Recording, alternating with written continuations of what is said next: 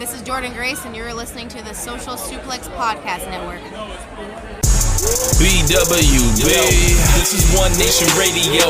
You better get it right. Rich Latta, James Boyd came to give them life. The Blackest Wrestling Podcast has come to kick all ass and drop it 6 feet if they kicking trash. Word, let me welcome y'all to something different. And if you dig it, man, you should let some friends listen. We be getting it in, this on the regular dude.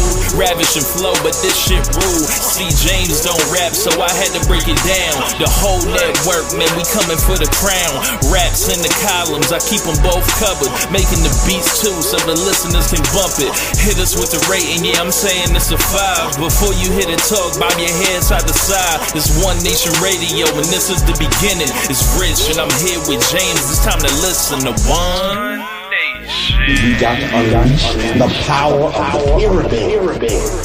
This is Mike Sempervive from WrestlingObserver.com. Check me out on Wrestling Observer Live every day. And also check out your boys, Rich and James, on One Nation Radio. Hi, this is Kenny Omega. We're listening to One Nation Radio. Check it out, guys. These guys know what's up. Big Kenny Omega fans, and that's all that counts to me. Goodbye and good night.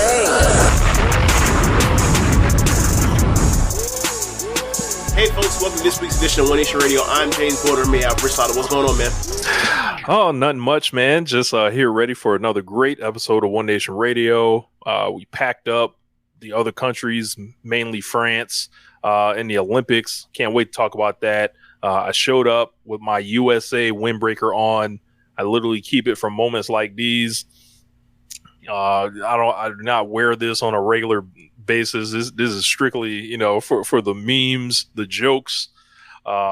So, got the sleeves and all this stuff. So what's up with you, man? None. I mean, I see you have that. I didn't realize it until we were talking on our little, pre-show thing before we start up on the stream, before we start recording the podcast. But you just mentioned that that you just pull that out just for whenever, for almost like the victory lap whenever Team USA wins. And I gotta say, I mean, I think that you might need to wear that a little more often, given where you stay. That might help you a little bit, here and there. You might be able to fool them for a second, if you need to. If you need to,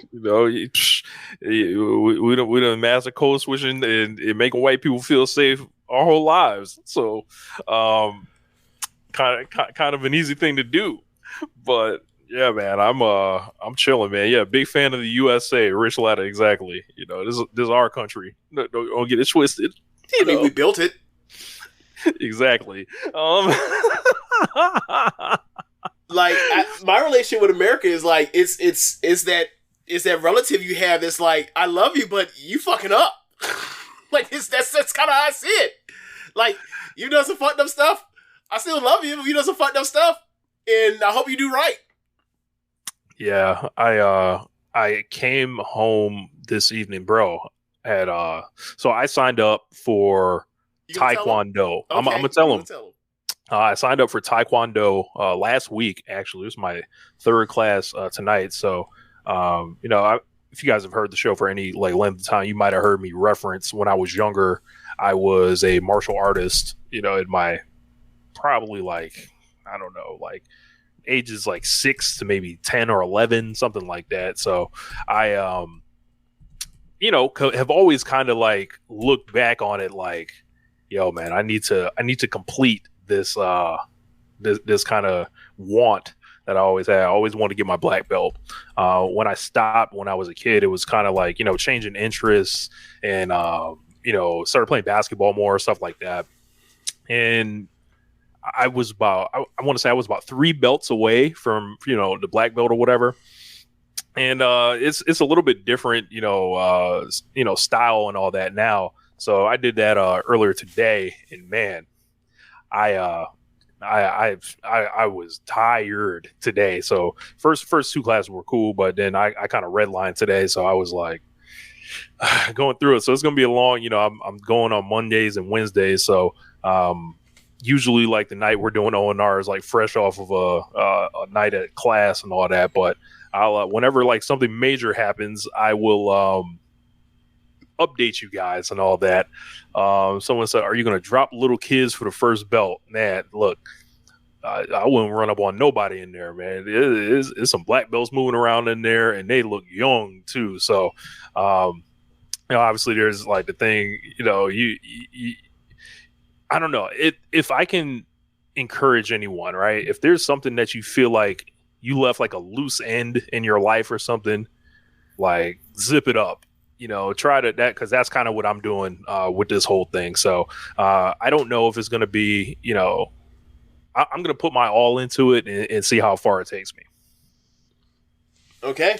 So we'll see how far Rich gets because he got like a 8-month deadline. You stupid. Got like 8-month deadline, right? Yeah. All right, you got 8 months because if you don't finish up in 8 months, you finna get on this show. You finna get. I ain't gonna say it on here. I'm gonna leave it in suspense as we keep updating it. We're gonna build to it. But you know exactly what the joke is. I ain't even like mention out. You just knew what the joke was. But of course. Yeah. But yeah. You got 8 months. I looked it up, and a lot of the time frames are like 3 to 5 years and stuff like that. So it's like you better crash course it. You stupid. You better crash course it. You stupid. So because I will say it on the show, and I'll say it on the show. So we gonna build this here anticipation for 8 months. No. Hopefully nobody figures it out. Hopefully nobody that's in here initially just blurts it out one time. But it's gonna happen on air. So if you don't, do the expedited rate. So I don't know how it's all going to go, but having fun so far, and hopefully get in great shape at the same time. So that'd be a bonus for me to finally climb that mountain. So wow, Seth Ridge said James is going to say it. I mean, that's crazy. Like James is going to say it. I mean, have you listened to the show? I say it pretty often. But yeah, all right, man. Where do you want to start? Okay. So, what do you looking to get out of it outside of just the completion of like the mastery of the the craft? I definitely I want to obviously get in better shape, and this is a way to work out, and also like remain committed to a proper diet and like physically kind of push myself a little bit more than like I was like, all right, am I going to join the gym? Am I going to do this stuff? And I'm like, I don't know it because like then I feel like I would be tempted to take days off and stuff like that. So in something like this, you don't have the pressure on you to train every day. Like it's only twice a week. So with that, like it's like, all right, I just got to hit my Mondays and my Wednesdays, and then make sure my nutrition, like, because they don't really like offer like they say, hey, you can eat what you want, but like I feel like obviously I have the cheat code to basically be able to maximize what I can do, like as far as like knowing how the nutrition works. And I'll say within 2 months, like I'll be moving around like quite like a lot better. And what I want, I want to fight in tournaments. I want to kind of just like push myself and see like where I'm at, like because I was like, I could think about it forever, and this is just the kind of person I am. Like I'm like, I don't want to leave stones unturned. I want to try to go for anything I'm like that's nagging at me or something like that. And I'm 35 right now, but I don't feel like it. I feel like I'm just as capable of competing with the training. If I get the body right, I feel like I'm fine. So like I do not want to enter Mortal Kombat Bruhaven. I do not want to face Shao Kahn, Liu Kang. I am not trying to freeze a bitch. None of that. I guess that means you finna be a Street Fighter. Oh man, I don't know, but I was watching the Olympic Taekwondo stuff, and I was confused. Like the scoring system, or confused about like what was happening? Well, I was confused about the scoring system for one. Okay, and then like I kind of figured out. I talked to like one of the senseis today about it. I was like, why does everyone like no one fights with their hands up in Taekwondo? The Taekwondo I was watching in the Olympics, and I'm like, that is strange to me. But like all the best people in the world were like, nah, the hands are down, like Muhammad Ali, like, and you know, it's mainly a kicking kind of it's Taekwondo, so it's a kicking thing, right? Yeah. And I was watching it, and you know, I was basically told like that they have sensors inside of like the protective gear, and what they have like these radars to determine how hard someone gets kicked to show whether it's an actual point or not. Okay. So I was like, okay, so there's that. But if there was anyone that I could recommend, I think it was a bronze medal match between the men's heavyweights. There was a guy named CJ Nicholas. He's from America. He fought some dude from Italy. This guy from Italy was incredible. Beat him. And I saw another match with, I don't know the young lady's names, but I think it was Denmark. And I don't remember where the other lady was from, but it was a real short woman and a very tall woman, and the short woman just brutalized her. Like, and it was there weight classes. There are weight classes, but you know the heights. Right. You know, if they're the same height and all that. So, right. But I would say, you know, for me, it's like I want to do something, you know, that is kind of like zipping up a loose end, and B, you know, helps with, you know, personal discipline, and it helps with having something to look forward to. You know, I'm in a new like area and all that, so I stay at home a lot. I'm like, I gotta get out more. I gotta find something to do. So yeah, I'm like, I just want to, you know, I talked to Josh about this years ago, like about, you know, trying to get my black belt again, and you know, feeling like I want to do it. So this isn't an out of nowhere thing. I did make a snap decision to do it, but this has been building for like 2 or 3 years. Okay. All right then. So I guess, you know, as you get updates, you'll tell us on the show. I will. Because I think it's white belt starts out, then the next belt's yellow, right? Next one's yellow. Yeah, I forgot after that. I did Taekwondo when I was a kid too. I got to somewhere around green and stopped. So I can't remember. I don't. So the Taekwondo just off muscle memory, I might be able to give you like 1 through 10 in Korean, but I don't remember anything else. Yeah, I don't know the belt system as much. I looked it up, so I don't remember by heart. But it's different than the belt system that, you know, I had when I was a kid. So yeah. So hopefully it'll be you know, I was looking at like the fitness tests and all that for white belts, yellow belts. Like there's like a YouTube channel that I found that's associated with my school, and I was watching. I was like, okay, the white belt test, they were like 50 jumping jacks, I want to say, 10 sit-ups, 10 push-ups, and 10 sprawls, which are basically burpees without the jump. And I was like, that's not too hard. Like, you give me a month, I can probably like, you know, just rip through that or whatever. What was that again? I want to say it was 50 jumping jacks, 10 sit-ups, 10 push-ups, and then 10 sprawls, I believe. Okay. Which are basically like burpees without jumping at the top. Jumping, yeah. So I was like, all right. So basically like 10 prison burpees. Yeah. I don't know if you have to do multiple rounds. They don't be jumping in prison. They be doing all the other stuff at the bottom of the burpee, but they don't be do none at the top. Yeah. Yeah. I was like, all right, we'll see how it goes. So like, I'm gonna be hardcore on the nutrition, and I think that'll just, you know, carry me forward. So all right, well, I'll talk to you off air about the nutrition. Like, I remember, it's so funny. Like, we both worked out at a CrossFit gym. Yeah.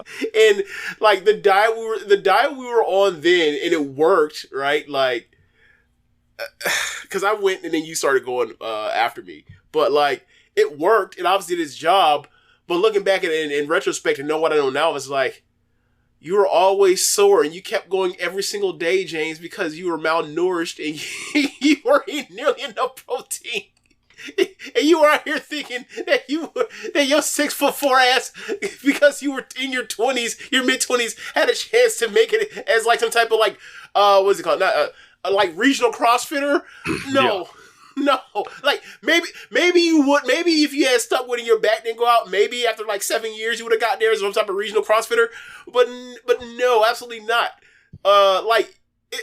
Looking back, it's like I was always strong enough for CrossFit. I didn't have the volume for it because I was way too tall, it had way too much weight on me. And even then, it's like, bro, I had to cut down, like, when I did that competition, I don't think it's about on air. When I did that competition at the boot camp I did, that I go to, that I won, like, I had to cut down from what was the end of Memorial Day was when I was up there with y'all, right? Yeah. Yeah. So Memorial Day until like the end of June, like basically that month, like I cut. And I was like, when I came, I was like, I basically lost 4 pounds on the cut, right? And I was like, oh, let me continue this. I got down to 252, right? I cut down for 2 months to get to 252, right? Like, when I got done with the CrossFit or whatever else, or started to do CrossFit, I was 227. Mm-hmm. Right? Remember, like like the boot camp that we were at, like it was. Yeah, bro. Like it was a boot camp for some classes, and then a CrossFit class for other classes. And you start in the boot camp, and then you graduate to the CrossFit, right? Like, and I was 300 pounds at the time going into the boot camp. Came out of the boot camp at 227 or whatever else. Like, and that was like in what 4 months, or whatever else. Yeah. Right. That's how. Like, yeah, we lost a lot of weight, but also like we lost a lot of fucking muscle while doing that shit too. Like, I didn't know. I was like, all right, that's how it is. Like, knowing what I know now is like, what the hell were we doing? Yo, is like I want to say like at the most I lost, like, you know, it was past 3 months. When I started, I was 218 when I walked into Beast, and then the lowest, I think after 3 months, I was like 182 or something like that. And then the lowest I got was 10 pounds less, and I was 172, bro. I was like I was a twig, a stick figure at that time. And then it was like, all right, I think I did too much, but then it just like kept going from there. So, you know, I moved up to Georgia last year, like, and that was like the heaviest I had been, because this was like fresh off of like COVID, working at home and all that. And I think I was up to like 270, 269, something like that.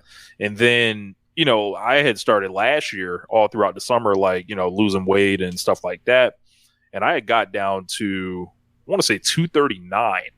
And then, you know, my dad passed away, and then it was a lot of, you know, from there I was like off the diet, so to speak. So now I've got kind of a goal in mind. I think if I can get, I feel like I'll get there easily. So I don't want to say what it is yet. Is it a number on a scale, or is it a look?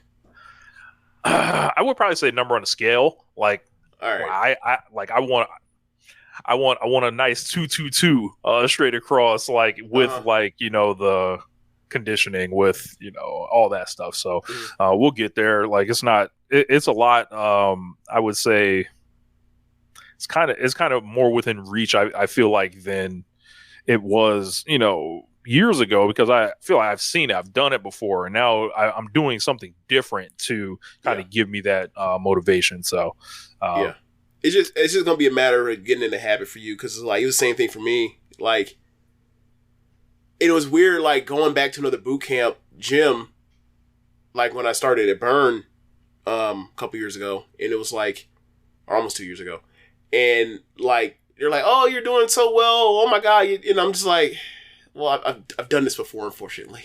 I understand. Like, I understand for a lot of people that walk through that door, it ain't as easy. But it's like, one, I've done this before, and two, like it's actually a little bit easier now, because like it's not a CrossFit gym. It's not a hot ass box with no AC. I'm in a place with AC this time. They got AC? Yeah, because it's not CrossFit. Even though everyone thinks I'm doing CrossFit, I tell them what I'm doing. They're like, "Oh, so you're doing CrossFit again?"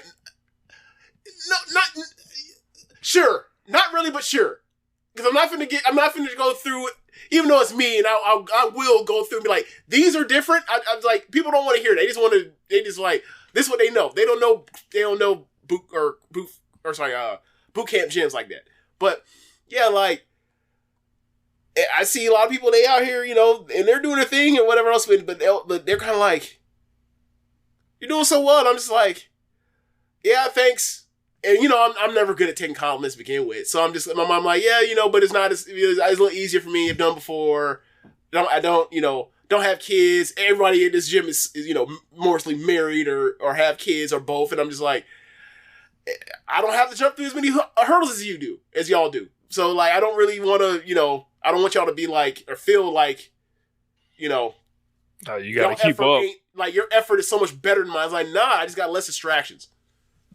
But yeah, like, yeah, man, just it's you've already taken the first steps. Just turning it into a habit, and then next it just becomes second nature, and then it's easier. You don't even got to think about it. So you're on your way. I'm gonna have to start remembering all those forms and stuff, and that's gonna be difficult. Like I'm gonna have to be practicing them on the off days. Like when I was a kid, I never practiced at home. I only practiced. They used to tell you, "Hey, practice your stuff at home." I never practiced at home. Well, how often were you going then? I think I was going 3 times a week then. So that's a little easy. It's easier to remember when you're going more often. Now you're only going like twice a week. And you're going twice a week, whereas like, that Thursday, Wednesday. Sorry, you're on Wednesday. So Thursday, Friday, Saturday, Sunday. That's 4 days in a row where you ain't got to think about it. So you might want to actually give myself like a refresher, a little training or study hall session or whatever else. So you make sure you're on your point, when you get back on Monday. Yeah. I when I was a kid, I used to go Monday, Tuesdays, and those were like kind of class styles, and then Thursday was fighting or whatever, and then that class was like, everybody sparred and shit. So like, I think I'm far away from that, but I can't wait. Like I want to get to it. So, yeah. But Seamus Nova saying need to see Rich run the fade on Wheeler Yuta Wednesday night. I mean, that man's a pro athlete, so I am not at the moment. So. He said he'll run this back in like 2025. Yeah, maybe. Yeah. Let's kick it down there. So, but yeah, where should we begin? Team USA, men's and women's. I'm sorry, I'm funny because I just see MP just entering here. MP was a weekend DJ at this breakout at Beats back in the day. Remember that? Yeah. Shout out to Mike, DJ MP. Rich needs to teach John Moxley a lesson. Now that man doing Brazilian jiu-jitsu. That's a whole different type of ball game. Rich, don't let Moxley get his hands on you, bro. I'm all right. I'm all right. Fight on the outside. The outside. We'll striking. You know. He get a hold of that windbreaker. It's not gonna be nice because he know all the tricks. You don't. Exactly. Y'all trying to set me up. But yeah, Team USA, the men's and women's national teams, both brought home the gold by defeating France in a trap, walk in a trap, take over a trap. I guess we should start with the guys that happened first. And this was like, a story of the semifinals and the finals, I would say. For the men's team, I felt so much pride and so much like, I was so happy to see them win those games, hard fought games. The Serbia game was, just a real battle.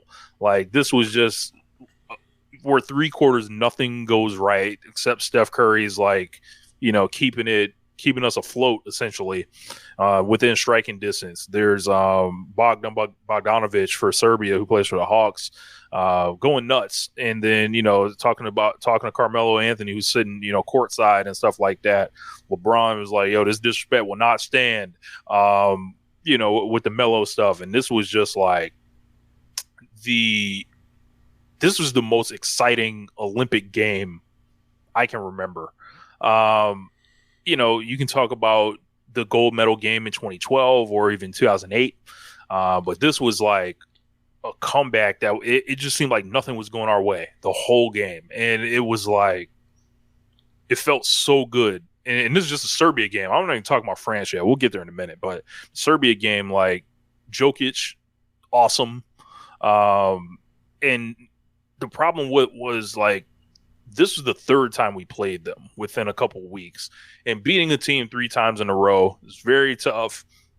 And they just had guys that throughout the first 3 quarters, they hit 15 threes. They couldn't fucking miss. And then all of a sudden they ended up going ice cold somehow. And then American basketball ended up winning out. You know, it was everyone's signature that kind of, you know, happened. Like LeBron with the open court athleticism, Durant with the strong one-on-one play, Steph with the threes.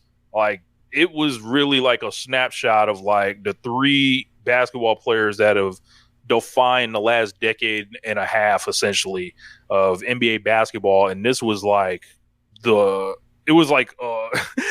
start. It was like, you know, this is the stamp on their era of basketball, and by proxy our era of basketball.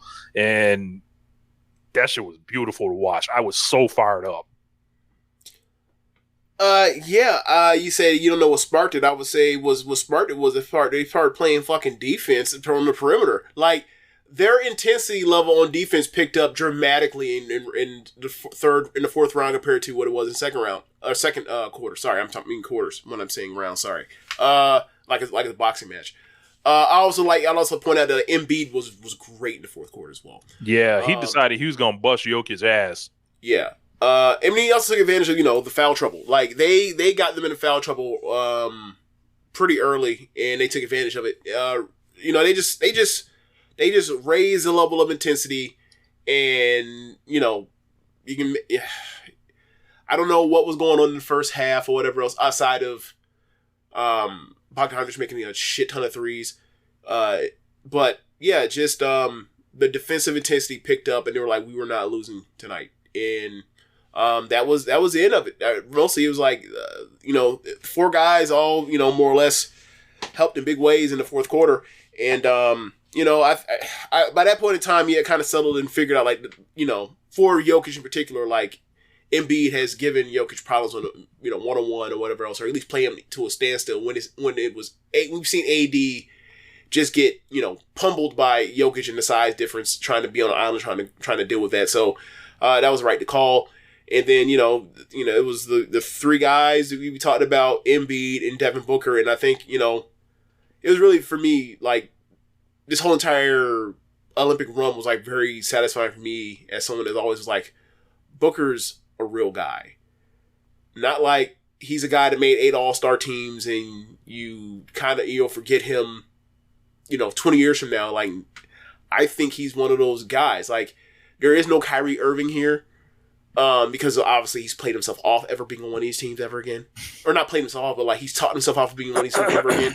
But like, I've always said, like, if you are a person that is not really into the Kyrie off the court stuff that is, you know, distasteful and anti-Semitism, then like, you looking for a player that gives you that a game, not exactly the same, but similar. For me, it's been Booker these last, you know, this last half decade at this point. And, yeah, it was really satisfying to see him, like, be a glue guy as someone that, you know, for so long before the bubble was always considered like, oh, he's a gunner. 70 points, that's bullshit, whatever. And, like, you know, the couple playoff runs he's had, you know, have been, like, real. So, yeah, like, I don't think him and KD are going to do much because that team is, you know, that roster is what that roster is. But, like, it is satisfying for me to see, like, that I think that what I've thought about him in the last half decade is actually, it's kind of showed up, like, amongst the best of the best. He actually was on the floor on the crucial moments of these clutch games. So I thought it was really cool. Somebody that was not on the floor was Jason Tatum. Yep. And I kind of felt bad for the guy. You know, and it still doesn't, like, kind of sit with me, like, why he wasn't playing.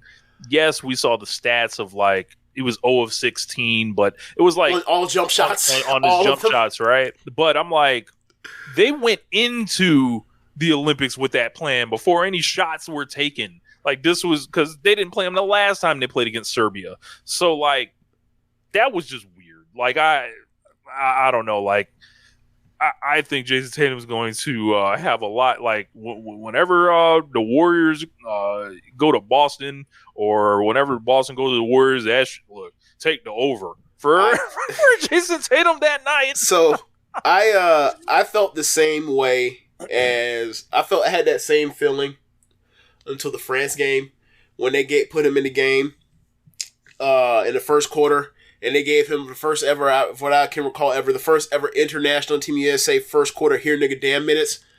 And there was a stretch in that game where he got the ball in the corner for a wide open three on like semi-transition.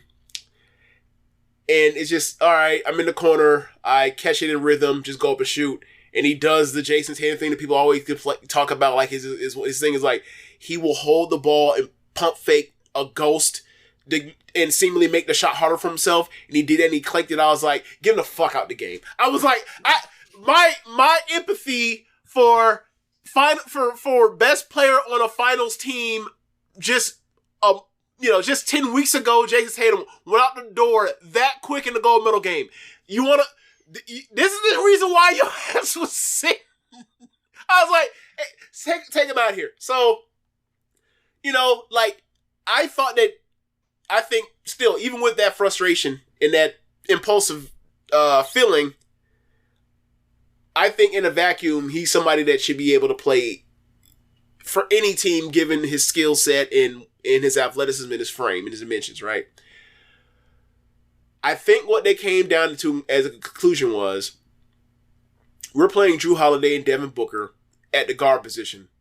And like the big wings we're going to play are going to be LeBron, KD, Anthony Edwards, and somehow Jason Tatum played himself out of the big wing rotation.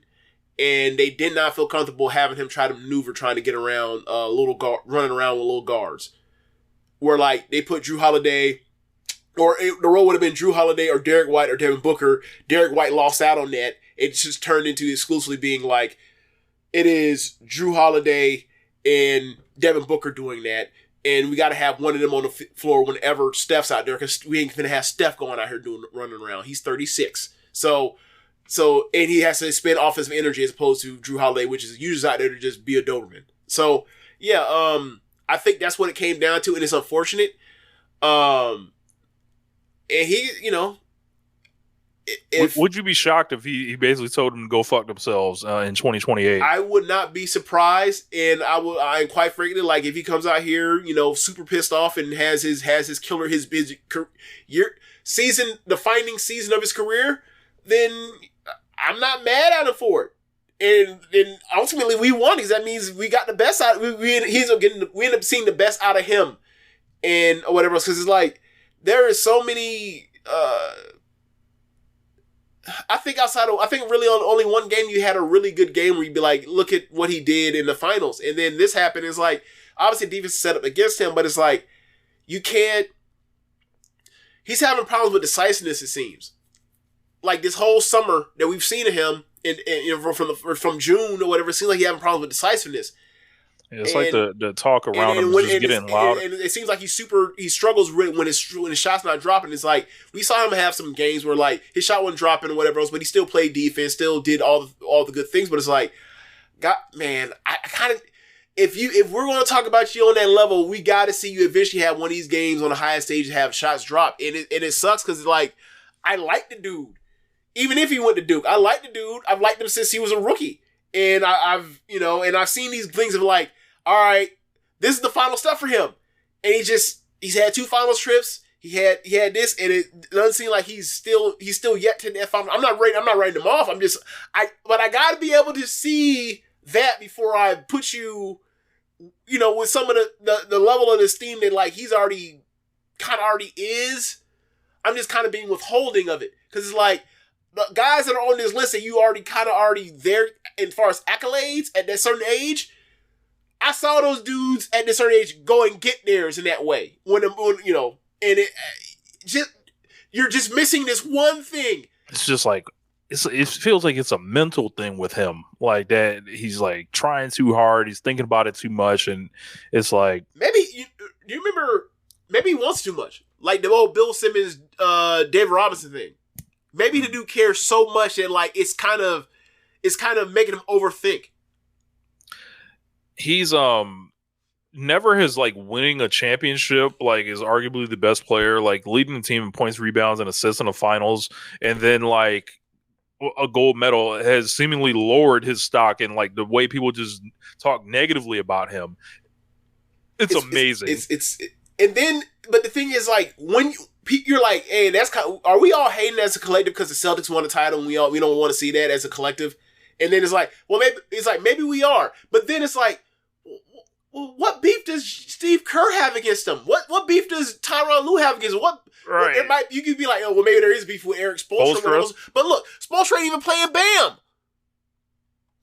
Yeah. So it's like, like the politics ain't, like, if you want to say it's politics, it's like, well, explain to me why Bam also sitting on that sideline, barely playing.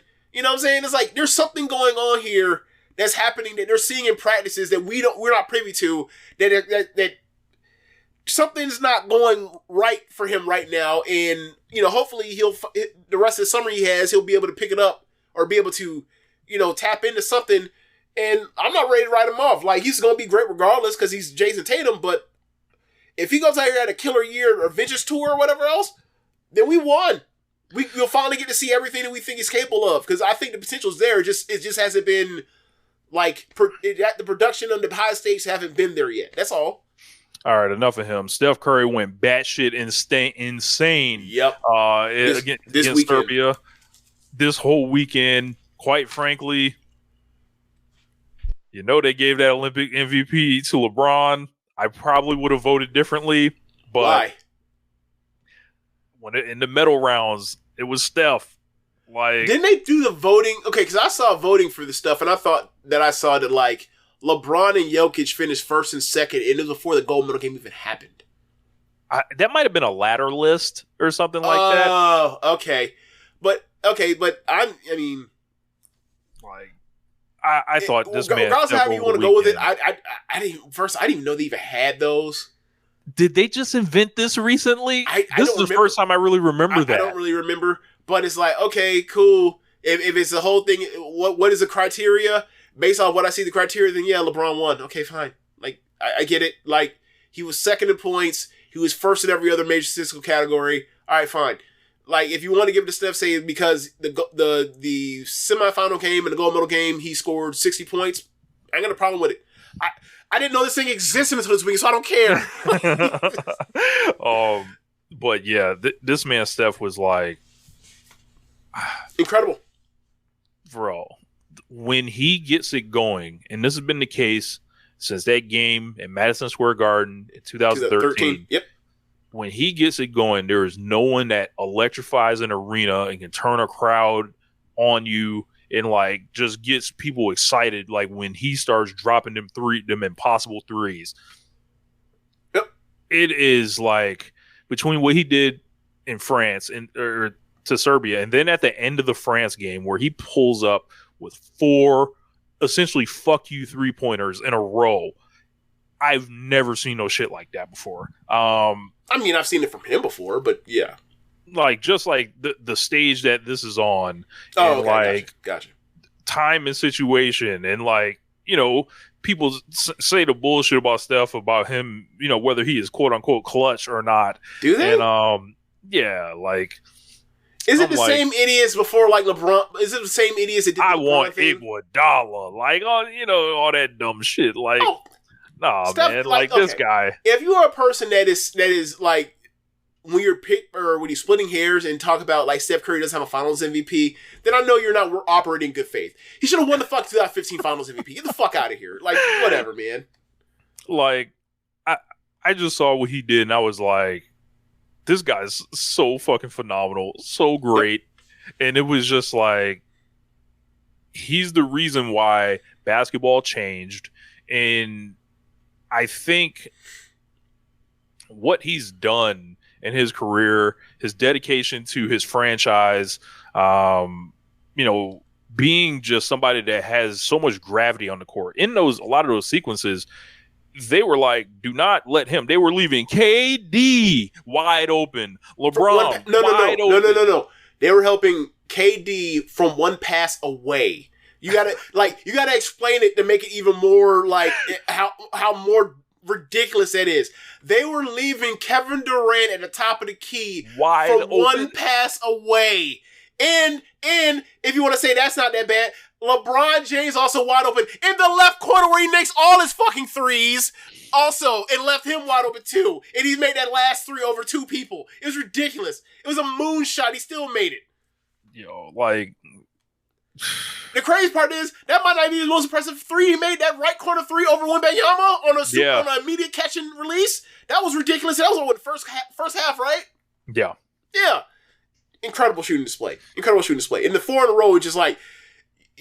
That's had the movie. It needs like, to that's, be. That's the end of the documentary right there. I was like, this is Steph's documentary. Nigga. This is Steph's. So you know how, I don't know if you remember this or know this, but like there was a point in time, or it's probably still up there, where NBA's YouTube channel put up the end of Game 7 of the 2016 Finals in its entirety, like. From the point it got to 89-89 and was stuck in that deadlock for forever and played the whole thing through until the final, right? Mm-hmm. I don't know what NBC is going to do or the Olympics are going to do. But like it needs to be play where you can watch the actual like him making those 4 shots in a row. Yeah. It needs to be so you can get the grab. It's one thing to just say, 4 trips up the floor, he makes 4 shots in a row. It's the shots get more ridiculous and it's like the stakes keep going up. The NBA Jam, he's on fire, and the stakes are more ratcheted, and like the game gets closer, and he keeps he balloons by himself. He balloons the lead from, was it a tie game? Damn near. It was like a 3-point game or something like that. He balloons it and puts the game out of reach in like just 4 consecutive trips, all from 25 feet. It was crazy. It was crazy. Sensational. And then, KD and LeBron, like, I loved watching those three, put on the USA uniform and, you can see it somewhere in the background, somewhere. It's like them three on like there. And it's like, yeah, like either the second three from Steph or, I mean, there were 2 shots. I don't know if it was like during the whole run, but like in the fourth quarter, Steph got 2 threes. Steph got 2 threes at least in the second half. Based off of LeBron and Steph running like the same stuff that like LeBron used to run in 2018 with like Channing Frye or with Kyle Korver, where it's like, hey, you screen for me. If they make any mistake, the ball's coming to you, and I'm going to make a pass that like only 5 other people in the history of the sport have ever made to get the ball to you, based off where you are, based off when you screen for me, where you're going to float out to, and where the arms are at. It's like. I think it was his second to last. I think it was his the second 3 of the 40 he made was the one I'm talking about in that series. It's like, that's ridiculous. Thank God they were never allowed to play together. Like, oh my God, they would have been. There was a lot of LeBron. I don't know how they ever. I don't know if they would have ever even lost 5 games if those two were ever in their prime together. It would have been it. Like that 7 like. The Durant Warriors are unfair. That would have been unfairer, even more unfair.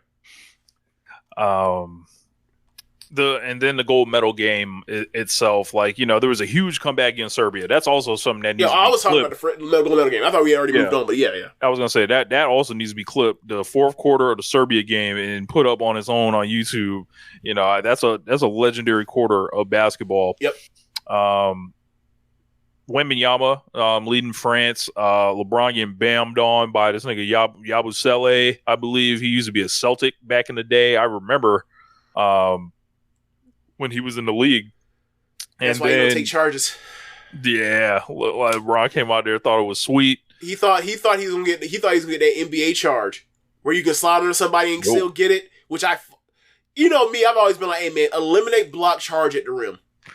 If you want to stop the ball, jump in the fucking air.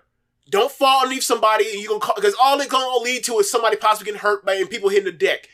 Because we've all played basketball at a certain level, like unorganized. And what magically never happens. No one ever ends up on the fucking floor because everyone jumps for the ball in the air. Right. Go get in the air. Let's not avoid us like landing and crashing on people and end up having these multi-million-dollar franchise players get hurt off some dumb shit. Yeah. They should protect their own investments by getting rid of that shit, but they're not going to do it because they want, Steve Nash to to get a turnover defensively and say he plays some defense. It's like, bro, you know how many times Steve Nash took charge and ended up all-time posters, Kobe Bryant, Ricky Davis? Nah, man. He wasn't playing no good defense, even with that shit. Get rid of it. Yabusele had a pretty good first half. Wembanyama played really well. He was crying after the game, and I'm just letting y'all know, like, I was happy to get this this gold because 2028, it does not look as guaranteed. Quite frankly, it looked like this might have been it. Do we need to go see if there's footage of like the 2000 from similar to the 2007 finals after it when when Tim Duncan walked up to LeBron and was like, appreciate it, man, because got to get this one because I don't know if you might reel off the next few.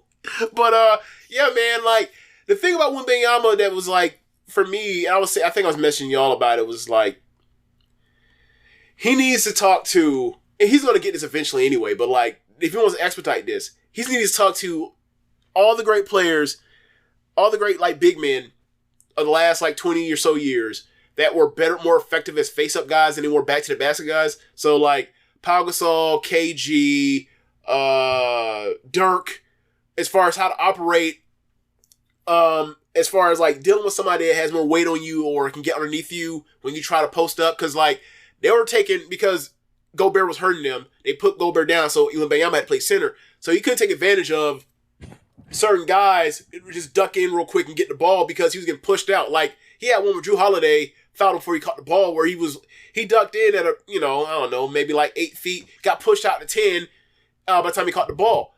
And he don't need to be fighting that much if he can just realize, like, if I start to duck in at, let's say not even try to duck in the paint. If I duck in at the 45-degree angle part, like the mid post or whatever else, they're not finna fight me all the way that far out. And then I can just face up. And once I face up, it's over because I'm 7'4" with long arms. So like once he figures that out and settles in his like whatever his go-to moves are gonna be in the post, and figure out that like they're at a certain point they're not finna push you and try to move you out and try to root you out. He's gonna live with it.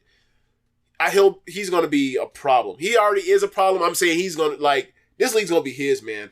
This is gonna be his. Bar injury is gonna be his league. That France team isn't going anywhere. They're gonna get better because they're gonna add even more guys. Very concerned about Team USA in 2028 on the men's side because of the changing of the guard.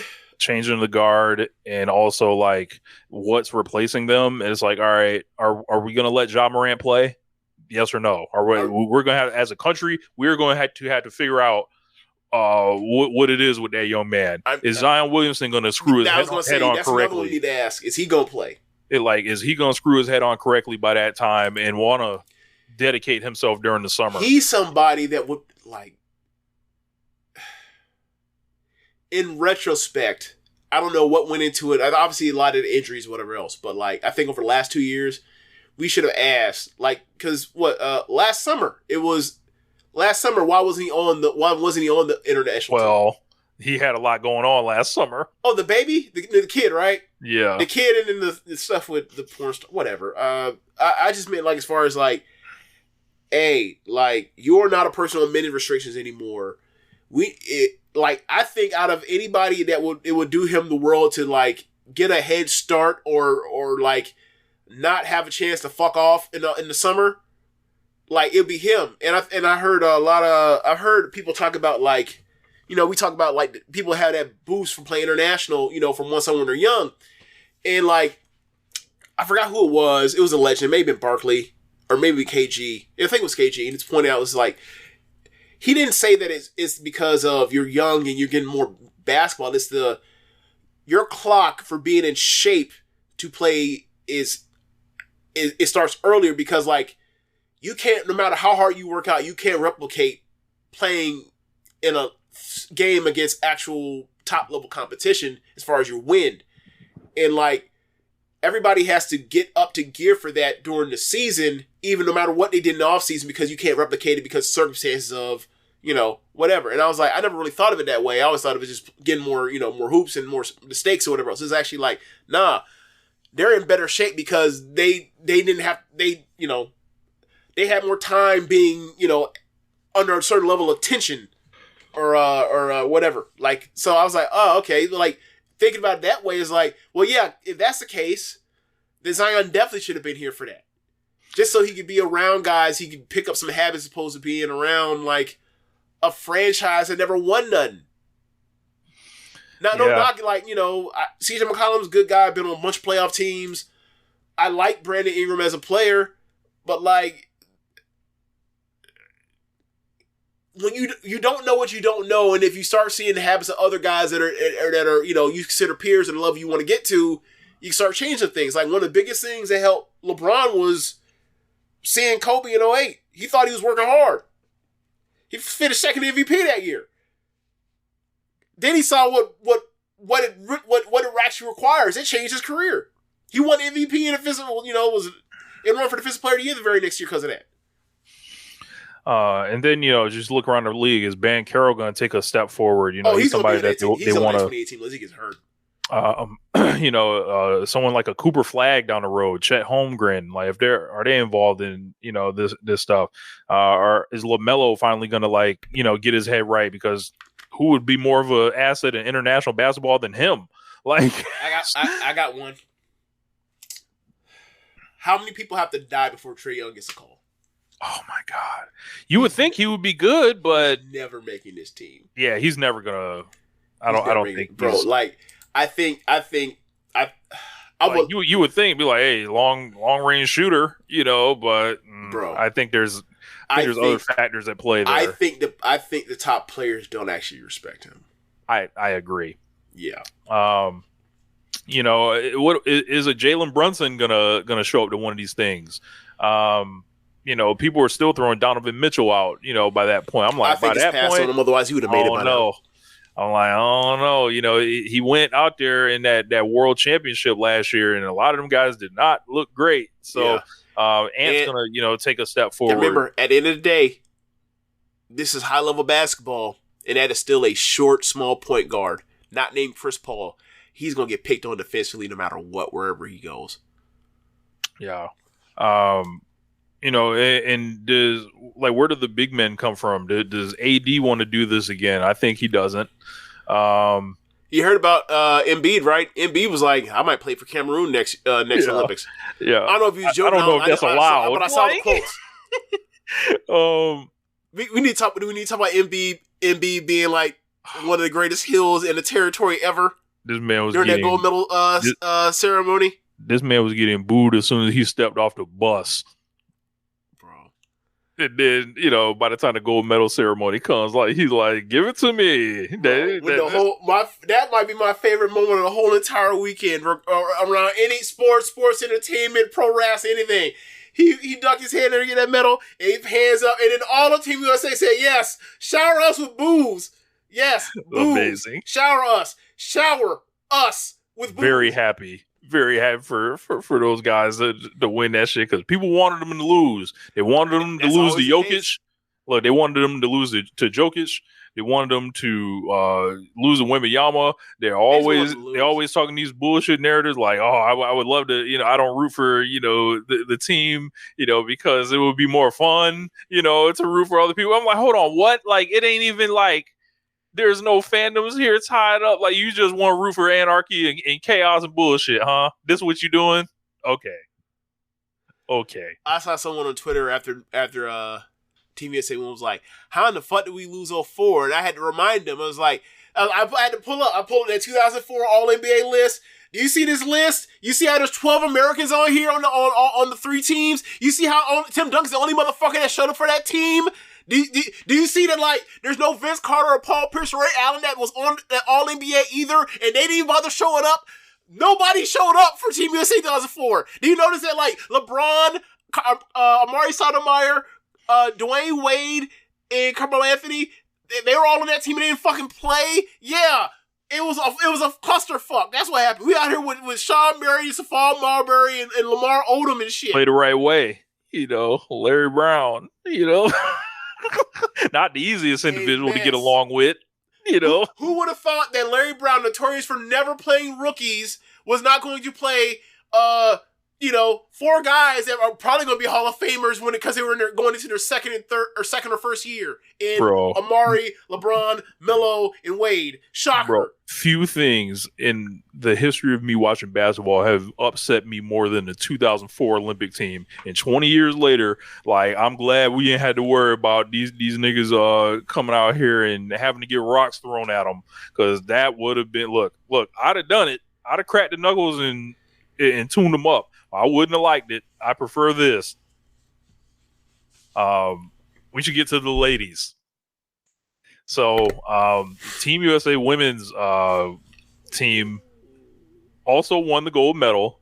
However, the level of the inspiring play and the moments of greatness and all that stuff was absent from the women's game. In the second half, it only belonged to 2 people on Team USA as far as greatness.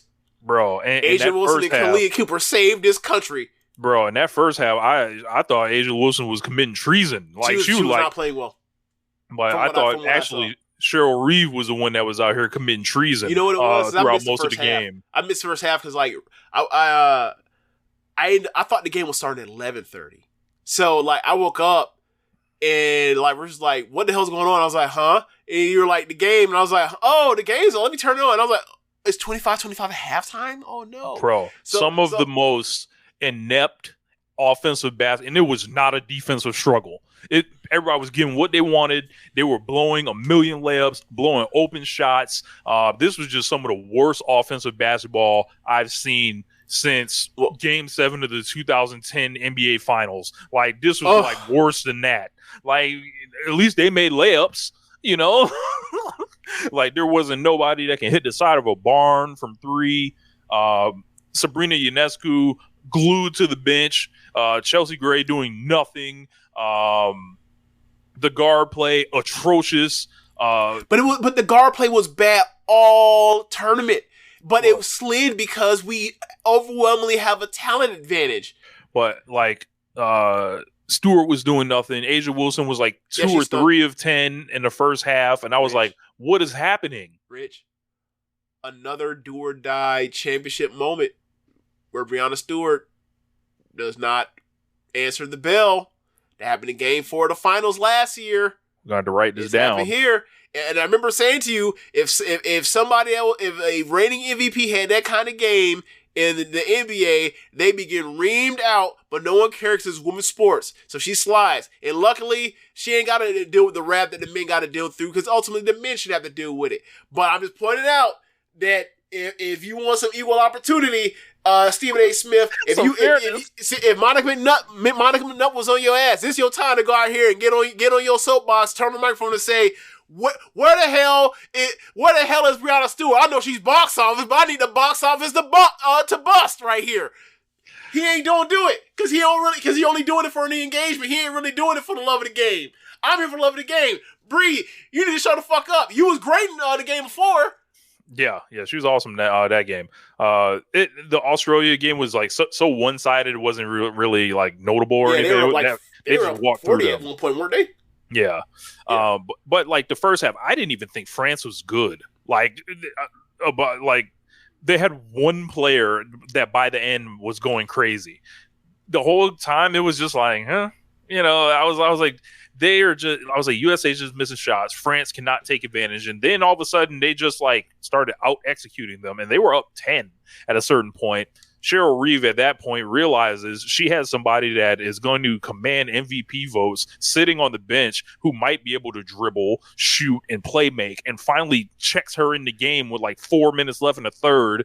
Sabrina Ionescu comes in. They immediately get the lead after that with Kelsey Plum, and Kelsey Plum started turning the ball over too. Kelsey Plum, it was funny. From what I saw of the game, it seemed like, because they were playing everybody throughout the whole tournament, because obviously they were ahead on a lot of these games, right? Except for the Japan came. And I'm looking at I see basically after, you're telling me what was going on. You're telling me that Chelsea Gray didn't play well. And I see all the turnovers, and I'm like, oh, that's not good. And then they come out in the half, and Chelsea Gray starting again. It's like, why is she starting again? Why is she starting the second half? So they build that lead to get it, like, was it 10 or something like that? They sit her after like 4 minutes, and then they basically say, we're leaving Asia out here, we're leaving Brianna out here, and then we are going to throw out here basically they just mixed it and match and basically said like, hey, we're going to sit. We are parking Chelsea Gray for the rest of the game, or for the rest of this game. We are parking Tarasi, we are parking Griner, we are parking Jewel Lloyd, and we will mix and match based off of being a very reactionary to every 2 trips up the floor, it seemed. We're like, Chelsea, you miss a Kelsey Plum. Kelsey played good for like 2 minutes of that game, and then after that she was a turtle machine, and like her minutes, they were pulling her out, putting Sabrina out, bringing in Kalia, bringing in Alyssa Thomas. And Alyssa Thomas even played enough in the second half to even like warrant being played or not. They just kept taking her in and out from Nafisa over and over and over. Nafisa had some nice cuts or whatever else stretched in the game, but like ultimately it came down to like, I was saying this, we were talking about this like throughout the whole tournament. It seems like all the guards are scared to play, or scared to get their own shot because they've been told, because they're afraid like they're on a short rope, short leash. If they do not just feed the ball to the big people, to Asia, into Bree and into Brianna, and eventually Clea Copper said, "Man, fuck this. I'm an athlete. Fuck this. I'm going to go. I'm for her athleticism changed the game. And saved us." Once again, dark-skinned basketball saving this country.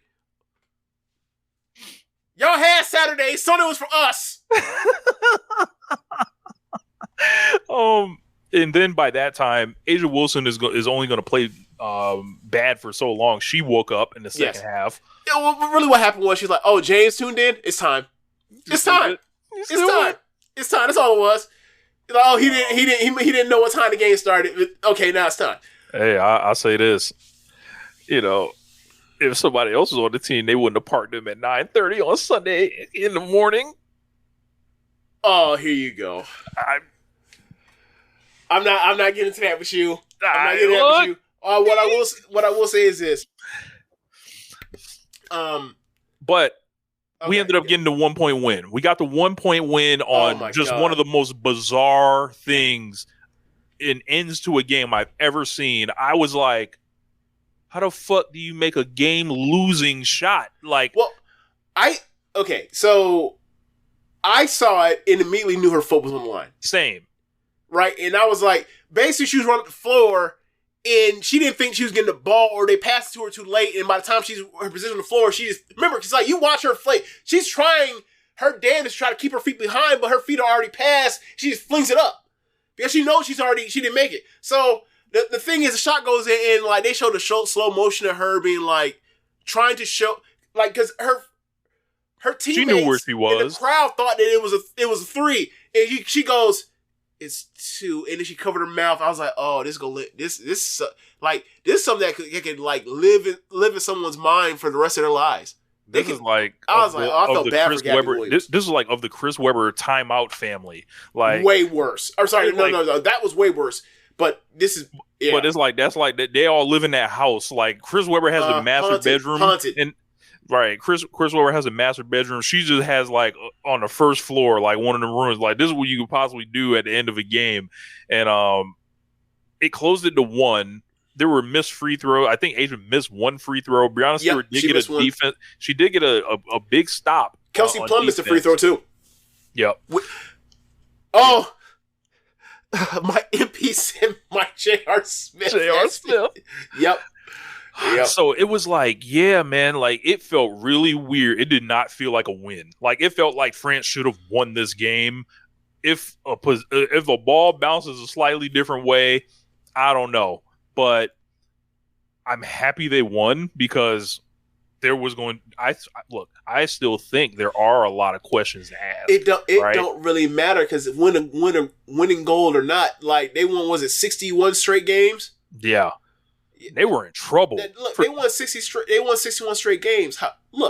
And they still the second best international team we've seen this year. We saw Team WNBA beat them.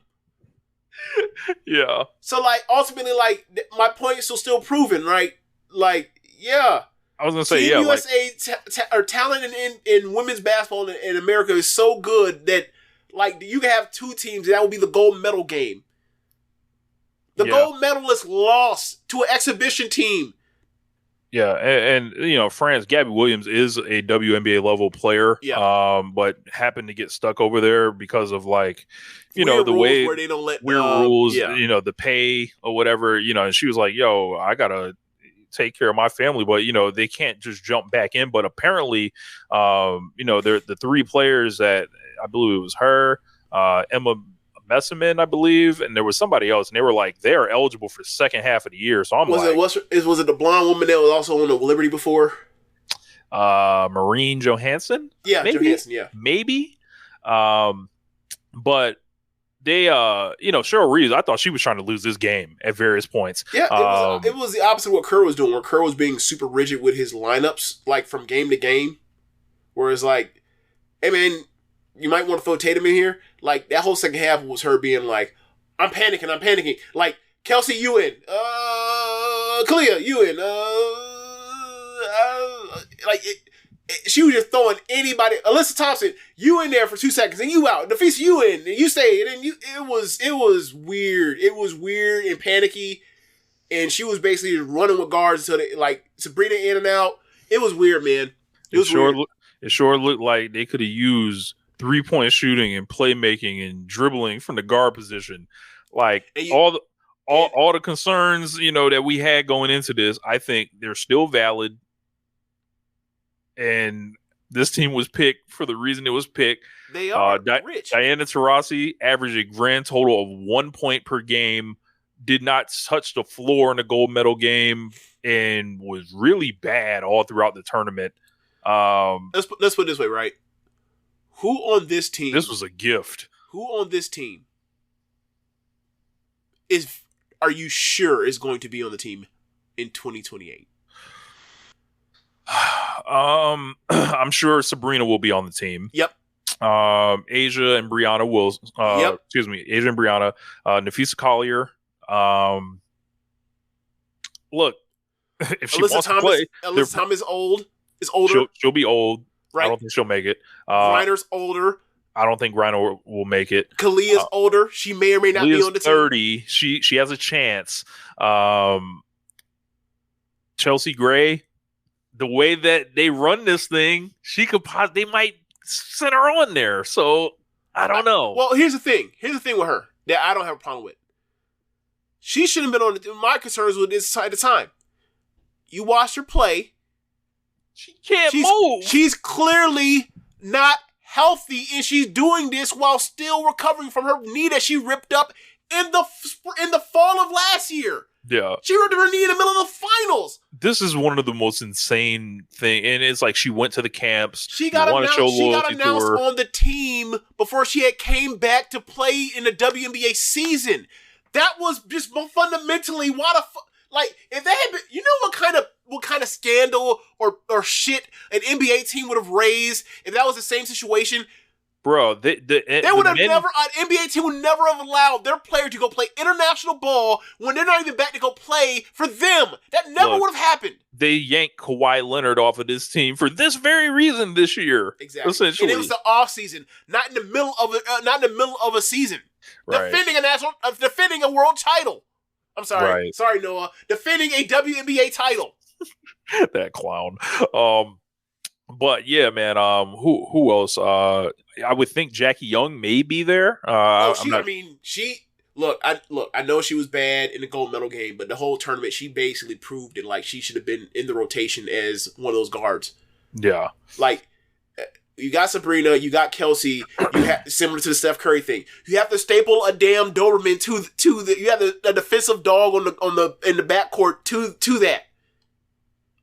You have to, and she played well until she.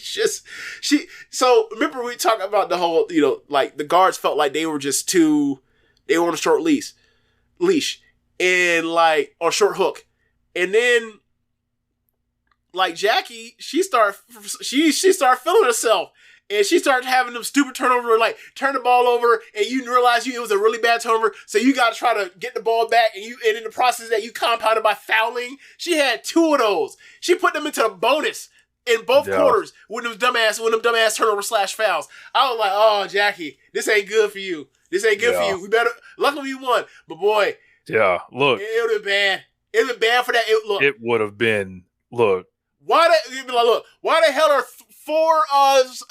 four aces on this team and two of them cost us the gold medal? I'm like, all these aces out here, huh? Ooh, like all these Mercury out here, huh? Like you can't play. You can't play 66% of the Mercury players you play. They can't sniff the floor. They're a liability at this point, right, like, bro? Like it been bad. Even that same thing, like Grinder against Team Japan had to come off the floor, right? Bro. Had to come off the floor against France. Didn't even play because France they knew the matchup was bad. Thank God they never really actually ran into the team that could take advantage of them, because they could have been had. It's a personnel issue. Like, so I remember watching those LeBron and JJ Redick audition tapes. Yeah.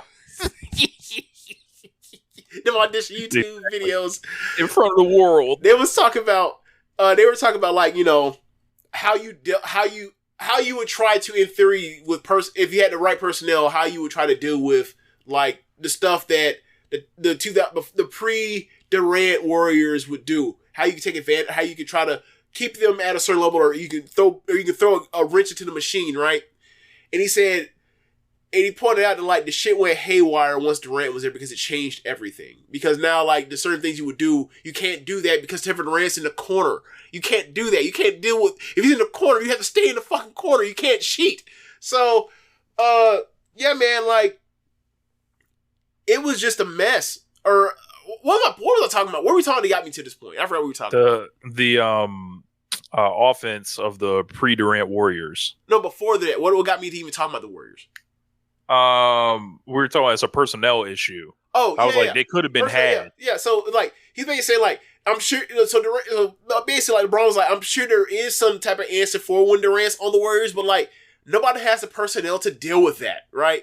Like the things that Team USA present, only America has only the other Americans have the personnel to actually like handle those deficiencies they have and weaknesses they have to take advantage of on the women's side. So like they're always going to skate. They were able to skate on that, and it got closer to quite frankly even I thought it was going to be. Even after seeing what happened with the Japan game, or the first half. So yeah, like they won.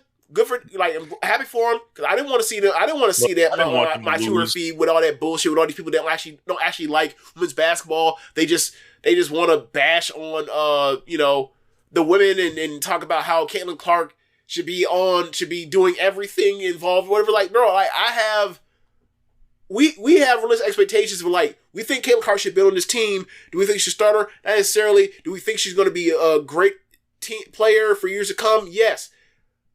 All the other stuff is noise and nonsense and fan and stand wars, or whatever else like that. I don't want to go on my timeline and see it be a cesspool, and it was still a cesspool when they still won the gold medal. Yeah, there's a lot of people like, calling. There was like a lot of thank God they won, or else like Caitlin Clark would. I was like, man, I don't know somebody. I was like, you're wearing this as a badge of honor while Cheryl Reeve is damn near, committing treason. Like you ain't happy for the players that are there. Like you care more about saying, thank God we ain't got to hear Caitlin Clark than like, hey man, we're happy to thank get a God gold medal. No, anybody can learn. Thank God we ain't got to hear from her fans. Not like, hey, like if we had another really good guard that could actually play and was healthy, it could like get up and down the floor without like playing like Mark Jackson. Right. In the 90s. And maybe it would have been easier. Yeah. Maybe it would have been a 5-point win or a 10-point win or something like that. Like, I don't know, man. I think Cheryl Reeve will not be back. I would encourage them not to bring her back. I tend to think that a Caitlin Clark, Clea Copper, Nafisa, Brianna, Asia, like lineup is like something you can't fuck with. I kind of think it is against international teams. I think you can't really deal with that kind of firepower. Look, and if the whole thing is like you want her to dump the ball into the big people, okay, Caitlin can do that. Right. And meanwhile, she can pull two defenders to her while she does it. Right. Like, you can't... Like, remember how we were talking about Durant, like, why Durant and Melo are so good at international play? It's like, you can't double team them international play because they out here with other all-stars. Hey, you can't pick up Caitlin Clark from 94 feet when you got Asia Wilson and Breanna Stewart on your team. Can't do it. Yeah. Do you want... look. You want to trap? Oh, you want to trap when Nafisa Collier sets the screen for Caitlin Clark? Okay, good luck with that. Oh, Breanna Stewart, Caitlin Clark pick and roll. Oh, gee, I wonder if that's death or not. What that look like?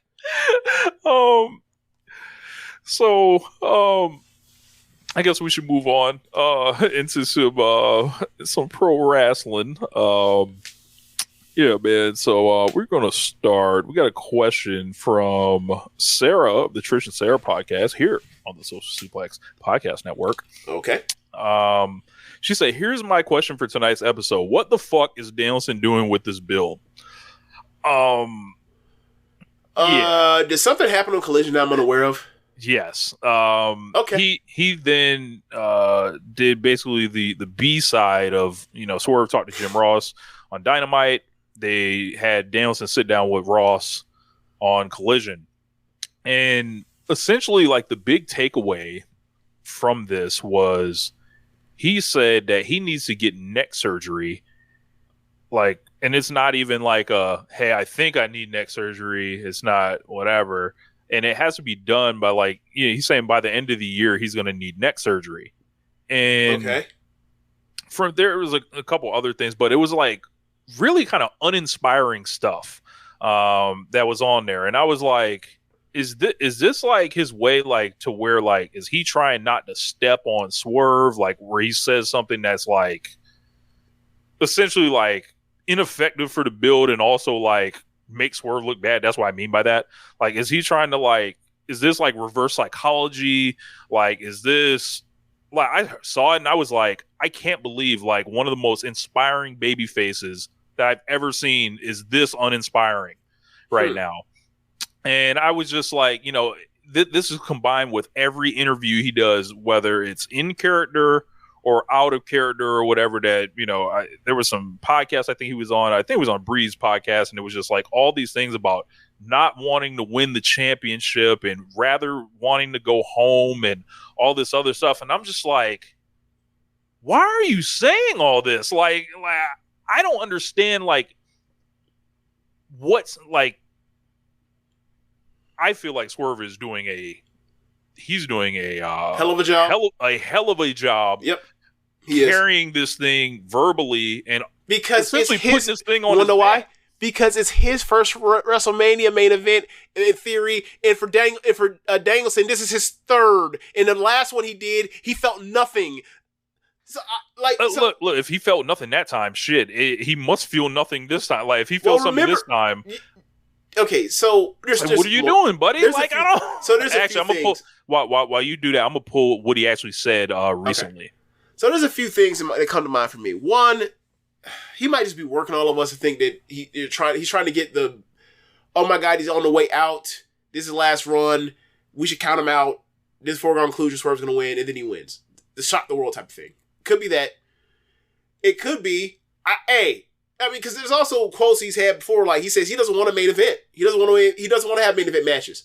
And this could be him being like his way, I don't know why, some selfish thing of him like, hey man, I've been given this responsibility and like I never wanted this when I signed up here and they're still making me do this. So I'm going to then make this really hard for Tony Khan because he did this. He making me do this one thing I told him I never wanted to do and now I'm doing it. And it's like, hey man, suck it up. Like, people will kill for this opportunity you got. Sorry.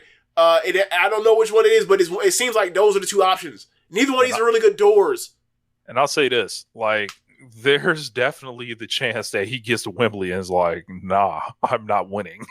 like that's a thing. Like that could easily, like, because when you put this stipulation, it feels obviously like, all right, because we know he's not retiring, right? So like on the Nikki and Bree show, he was like, there's a small portion. He basically said,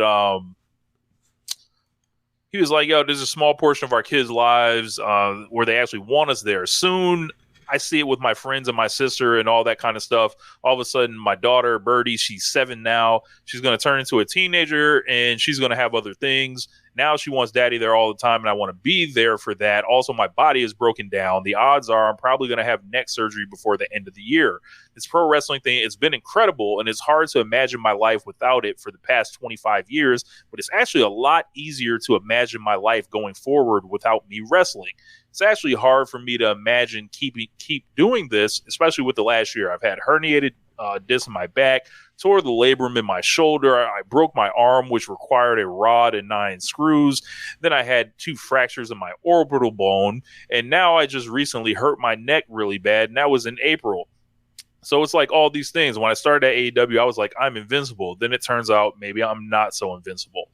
And from there, like, that was mainly like the quote.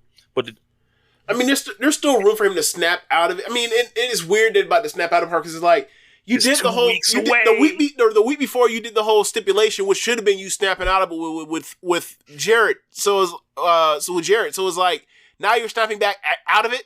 That's weird. Like there's I have no answer for this, man. What's up? I have no answer for this. This is not like I mean, it's still got time, but it's been a weird road, man. It's been a weird road. It's been like they got 2 weeks before they get this show. I think it is kind of what it is at this point, unless they. Why did they air this? As far as the collision thing, like why did they air it?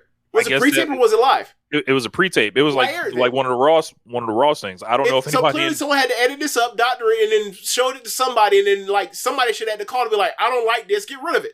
I don't know why people in the room aren't like sounding an alarm, be like, and sitting Danielson down and saying, "Look, this is the journey. This is the mission. This is what's happening. Can you at least pretend to give a fuck? Can you pretend to come up with an angle where you can address your opponent? Can you pretend that it's about more than you and like your like life outside of the storyline or even like the injuries, right?" And it's like, this is so uninspiring, and I don't recognize this guy. So I've came up with a third option. You know, Daniels is a sickle, right? Yeah.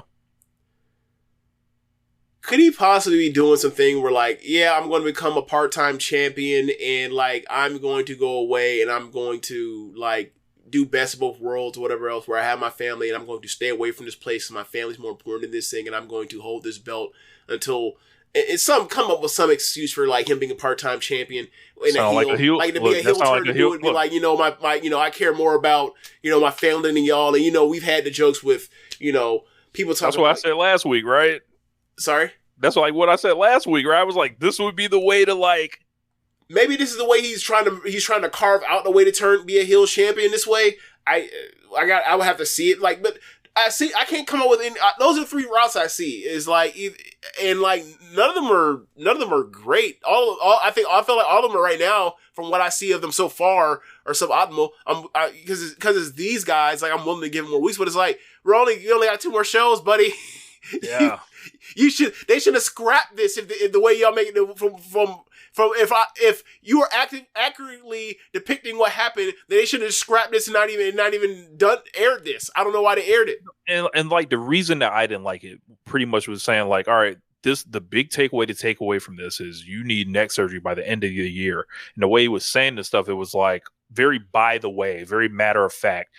There wasn't like an inspiring end to it to where you can be like, you know, I got all these things wrong with me, but come Wembley Stadium, I'm gonna fight through these things. Like he didn't. The wheels fall off. Blaze of glory. He didn't say like these kind of things. It was more like, no, here's what's going on with me, and I'm like, all right, like it just didn't feel like there's a real plan. It's like you're just letting him do what he wants, kind of. I don't know. We kind of feel like given the history, it seems like this is something he would want to do. Like, I don't want to make... He's talking about this. Like, I don't want to do main events anymore. if he don't want to do a main event, put someone in there that does. Right. Like, right. Yeah, it's just like don't tank this shit. Like for like because every I wouldn't go as far as saying tanking it or whatever. It's but like every single that was a quote weird that step. comes out. That was a super weird step. It gets worse and worse and worse. And it's like, why are you saying these things in public? Because like it's back to that old thing. Like when people are in AEW and they say things in interviews and stuff, people like absolutely like take it way too far or whatever the fuck. So like the tone around everything, fucking morphs. And it's like, all right, shit. You remember when Bray Wyatt was wrestling the Undertaker at WrestleMania, he carried that whole build on his back? We one step away from that. Yeah. So, yeah, I don't get it. I guess we will see, Sarah. I guess we will see. I don't like what I'm seeing. Or I thought we were in a good place until I heard about this shit. I did not know this existed. Not good. Yeah. Not good. Yeah. And then it's like, all right, should they not use Collision? Like, it's like, well, you kind of got to use your shows to try to like push them forward. So no, I'm not saying they should not use Collision. I'm saying that like if this was pre-taped, someone had to have produced this segment, and then someone had to have edited to then put it on TV. Someone had to have seen the content of this after it was done or before it was done and should have made the executive decision. We're not putting this on TV because this does not help us sell one more ticket to Wembley. None. I can't imagine somebody was like, well, gotta lay the money down now. Like, I'm not saying like don't use Collision. I'm like, yeah, use Collision. Don't put this anywhere if it's bad. Right. Or it doesn't help. Right. There was a report that came out. I believe it was Ebu or Wrestle Purist mentioned Swerve and Hangman possibly facing each other at All Out.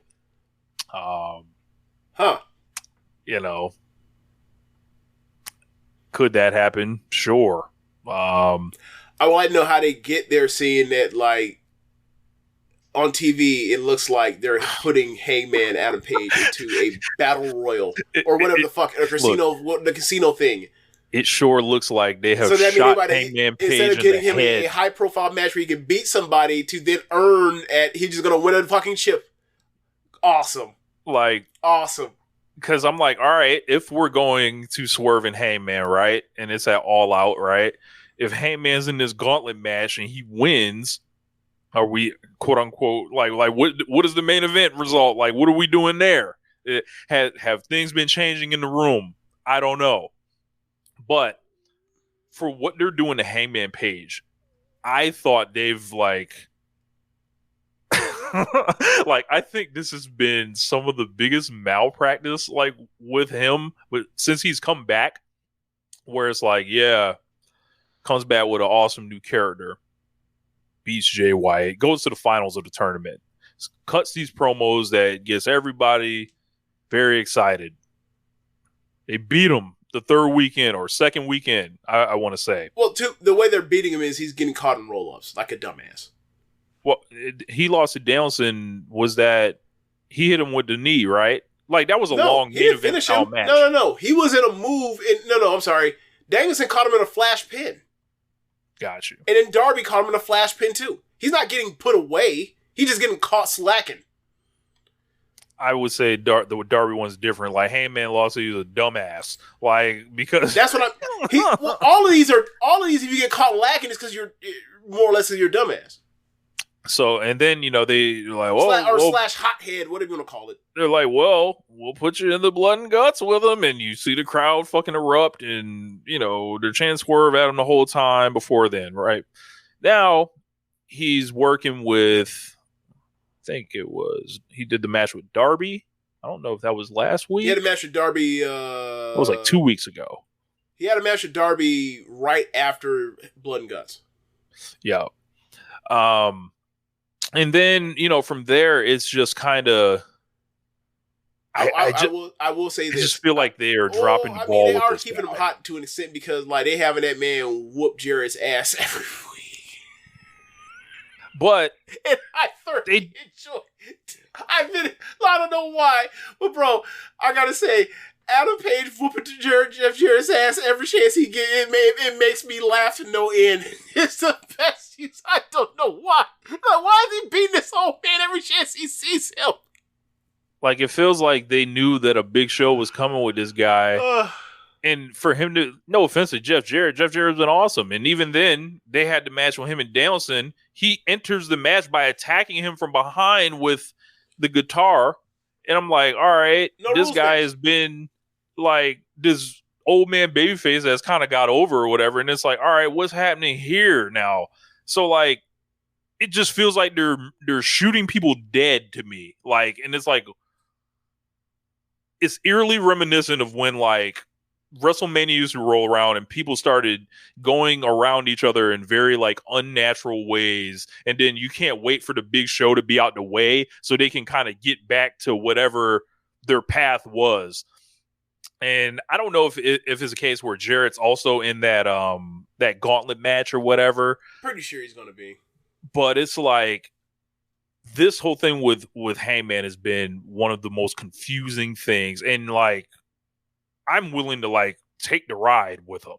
Like, all right, where are we going with this? And if it's Swerve and Hangman at All Out, I feel like there were more effective ways to do this. And then also like, all right, what were those Okada face-to-face things? Oh, I was like, did y'all figure out neither guy should beat each other or something? Okay, then why the fuck did you have that on camera? Right. Like, it's just like, it seems like there's just like when I saw so much overthinking. Like, once I saw that Battle Royal thing and then like I saw TV and like there was no Okada, I was like, oh, so like there's no way they're doing Adam Page versus Okada and then not like advertising it 3 weeks ahead of time as opposed to like, oh, this is some shit they just gonna do at the last second. There's no way they're doing that. So it's like, all right, they're not doing it. I don't see no Young Bucks on TV. I don't see no Okada on TV.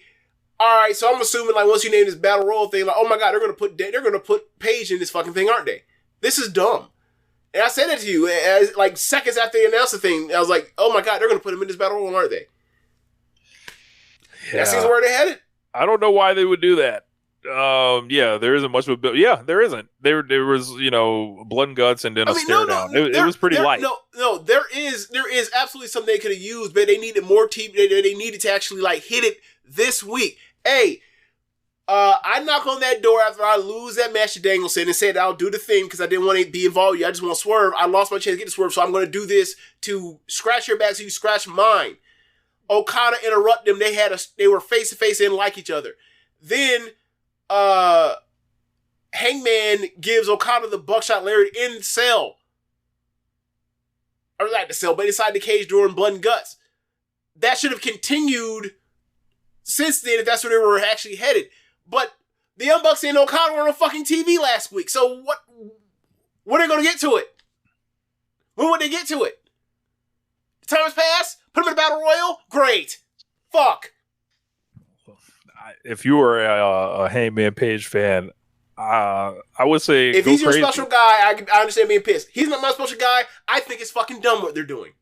I say go crazy these next 2 weeks. Raise hell online. Make them see it. They listen. So, is Swerve and Hangman ultimately going to be for the belt? Is it weaker without the belt? No, it's better without the belt. Because look, at this point, the match you want to see is some blood porn. Is like, whatever, man. Take the belt off of Swerve, make it lights out. Then look, best of both worlds. Swerve and Haymaker had their main event where they can bleed out like and cover the canvas with their blood. Everybody can jack off to it, and then Danielson have to be in his main event and have to be the main eventer. Everybody wins in that situation, right?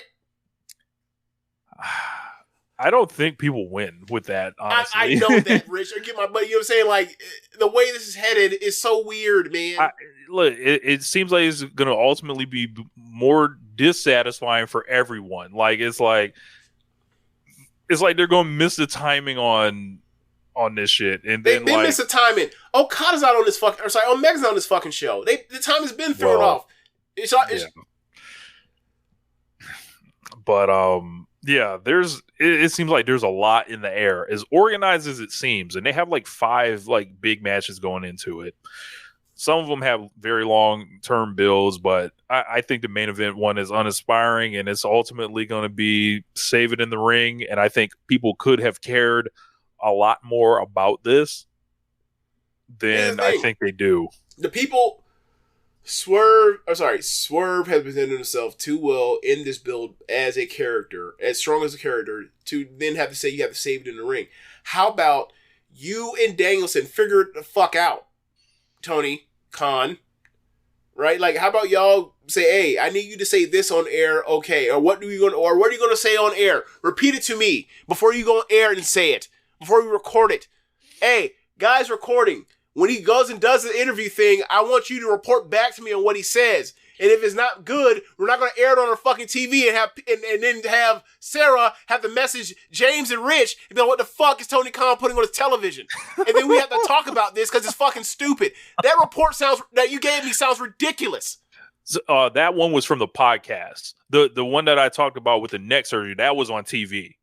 Yeah, it sounds, like you said, uninspiring. But it's all together. Like it all hits the timeline together at the same time. Like these news stories get put up the same way. Even if it didn't, what's on TV is what matters. What's on TV is not good. Why is it on TV? Yeah, I don't know, man. We were waiting for it to come. It came. What I'm saying is insane. We were waiting for them to fix the lack of short build or tension between these, because they're going with this other thing instead of something that was already been built over the last 8 months, 9 months, 10 months between Heyman and Swerve, right? If you're going to then move on to something else, fine. It's not about giving people everything they want all at the same time as at the time they want it, right? That Danielson and Swerve is a great match. And you built towards a retirement stipulation, which did fix what people felt was lacking. And then you immediately threw water on the retirement stip. That was dumb. So what they're doing, like, that's bad.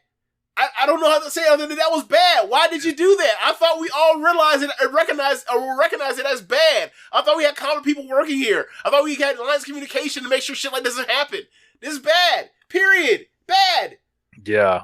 I don't know why you holding out hope. You gave me hope. Now you've thrown water on the hope. Great.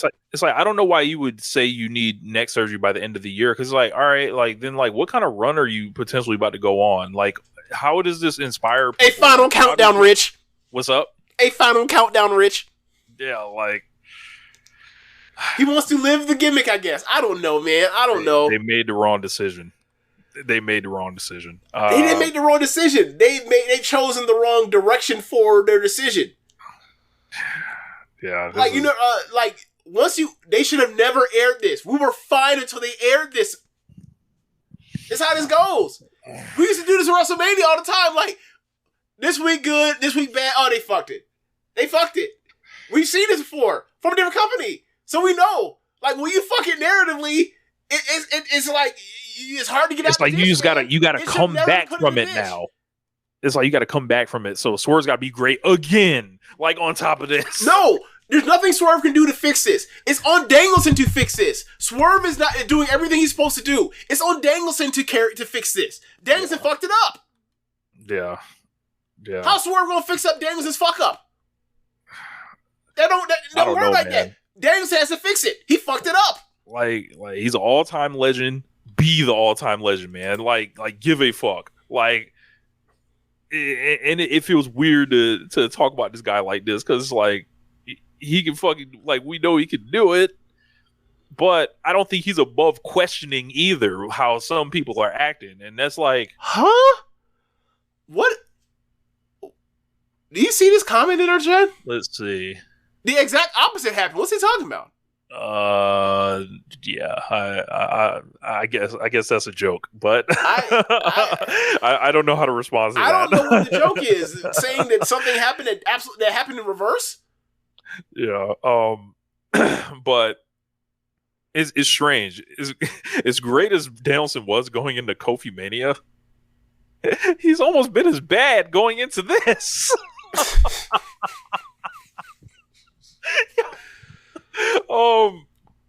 Yeah, so I will hold out hope. I mean, I ain't gotta hold out hope. The match is gonna be fucking incredible regardless. But my thing is like, it's supposed to be a marriage of the two.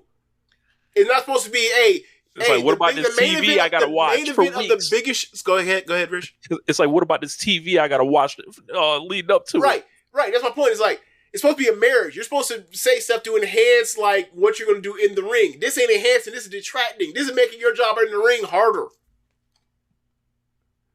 Yeah.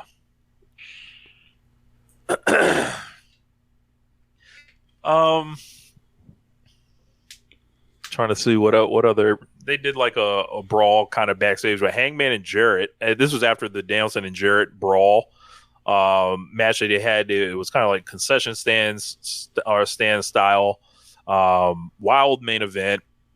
There was some blood in this thing.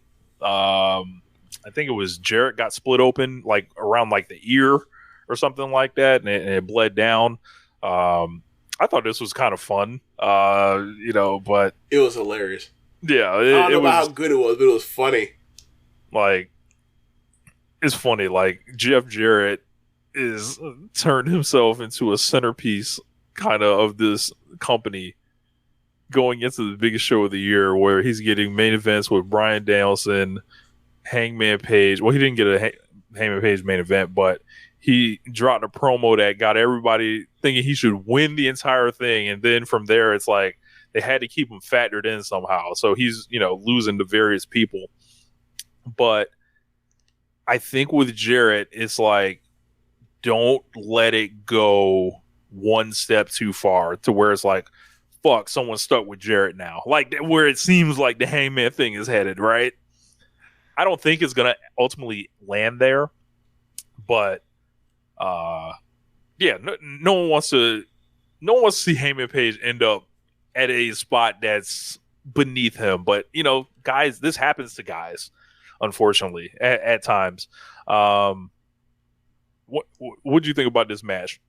I mean, like I said, it was a fun match. And absolutely, Wasabi King said, "I need Hangman to retire Jarrett." Oh, sir, that's what I'm hoping this is. It's like eventually he gets his ass on a dynamite and leaves his ass laying in a heap of blood on the floor, and he has to wrap it up. Like, have we checked like the road the locations for these dynamites and collisions in the next few weeks and months? Because like, if we get one headed towards Tennessee, that might be it right there. Shit, I mean, that's where Blood and Guts was. Whatever else in Louisville, that might be it for your boy. So that's where Blood and Guts was. Ah, shit. Was it Louisville? That was Nashville. It was Nashville. Yeah, not the same thing. Not the same thing. Different states. So there was also kind of a story that broke from Brian Alvarez about the Young Bucks. There's a tag title match next week between the Bucks and the Acclaimed. Matt Jackson commented on Twitter. He said, we're using one of our very limited dates to defend the championships here. So like, it's kind of funny how this all has kind of been working out. FTR and the Acclaimed have been having this feud where I think both teams have actually been cutting like pretty good actually, the Acclaimed have been cutting good promos, and FTRs have kind of like been throwing them to oop for it, kind of getting out the way.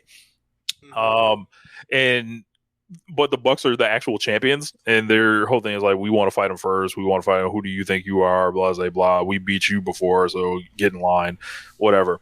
But they were like, yeah, man.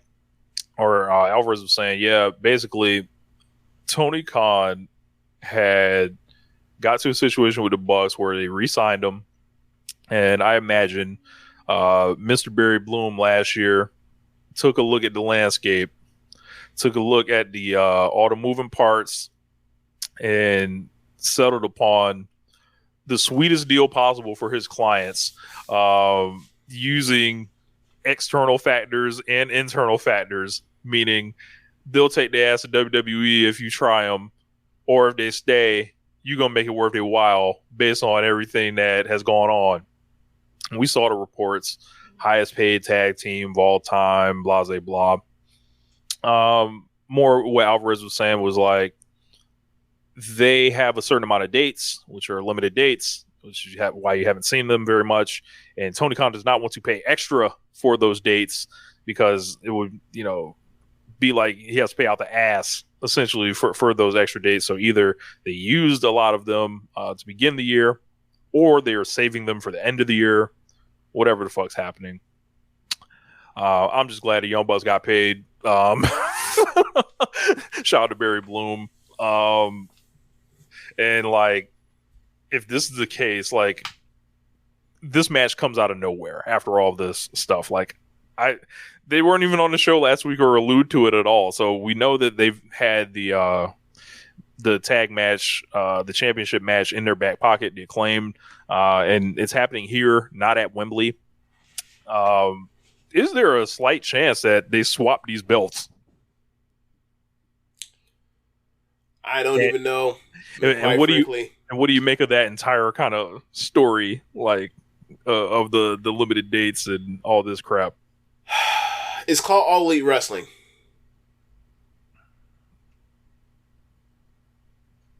You want me to elaborate on that? Please do. All right, so when I say this, I'm not saying this to say where the fuck is he or he's undependable, but like when you punch the clock in your own TV, you punch the clock in your own TV. When you're not, right? The last 2 years, we have not seen much of Kenny Omega. The last 2 years, we have not seen much of Adam Page. And this year, we have not seen much of the Young Bucks. It's called All Elite Wrestling. Oh, and Cody is in fucking WWE. It's called All Elite Wrestling. Not really enjoying it. Look, family, take care of it. Your body, your health, take care of it. I understand that. I watch a TV show. The main characters are on this TV show. Where's Jon Moxley? Another one. Right? Yeah, where is he? Look, Swerve doing a great job. Danielson, when he wrestles, has done a great job. MJF is on better behavior. He's on a shorter leash. He's not at the top of the card. He's not at the top of the card right now. Right? There are things that they do that I enjoy. Right? But it's called All Elite Wrestling. And when and the people that built this company over the last 5 years with critical acclaim in matches have been the Young Bucks, Jon Moxley, Adam Page, Kenny Omega, and Danielson. And now Will Ospreay and Swerve. If you want to throw MJF on there, cool. You want to throw Darby on there, cool. This shit's getting broke up. This is like an aging team that was a team that's won a bunch of titles or was very successful, and they're aging out, and you see them less, and it's getting harder and harder. And people are leaving. People are, injured more because they're age up, or they're not showing up, or they're, whatever else. The money situation is like a sports team. I don't want to say it's disease of more or whatever you want to call it, like Pat Riley shit, but I mean, there is kind of that. There's some of that, but I'm not saying it as if these dudes shouldn't get paid.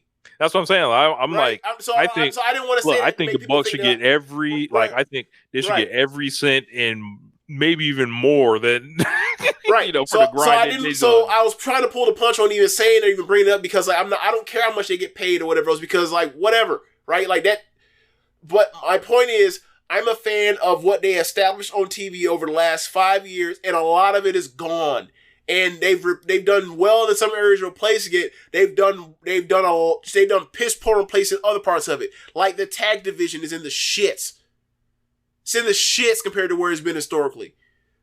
Yes. The women, no notes. The women's division is way better. It's better than ever the match was going to be. Right now, 4 quality feuds right now. Right.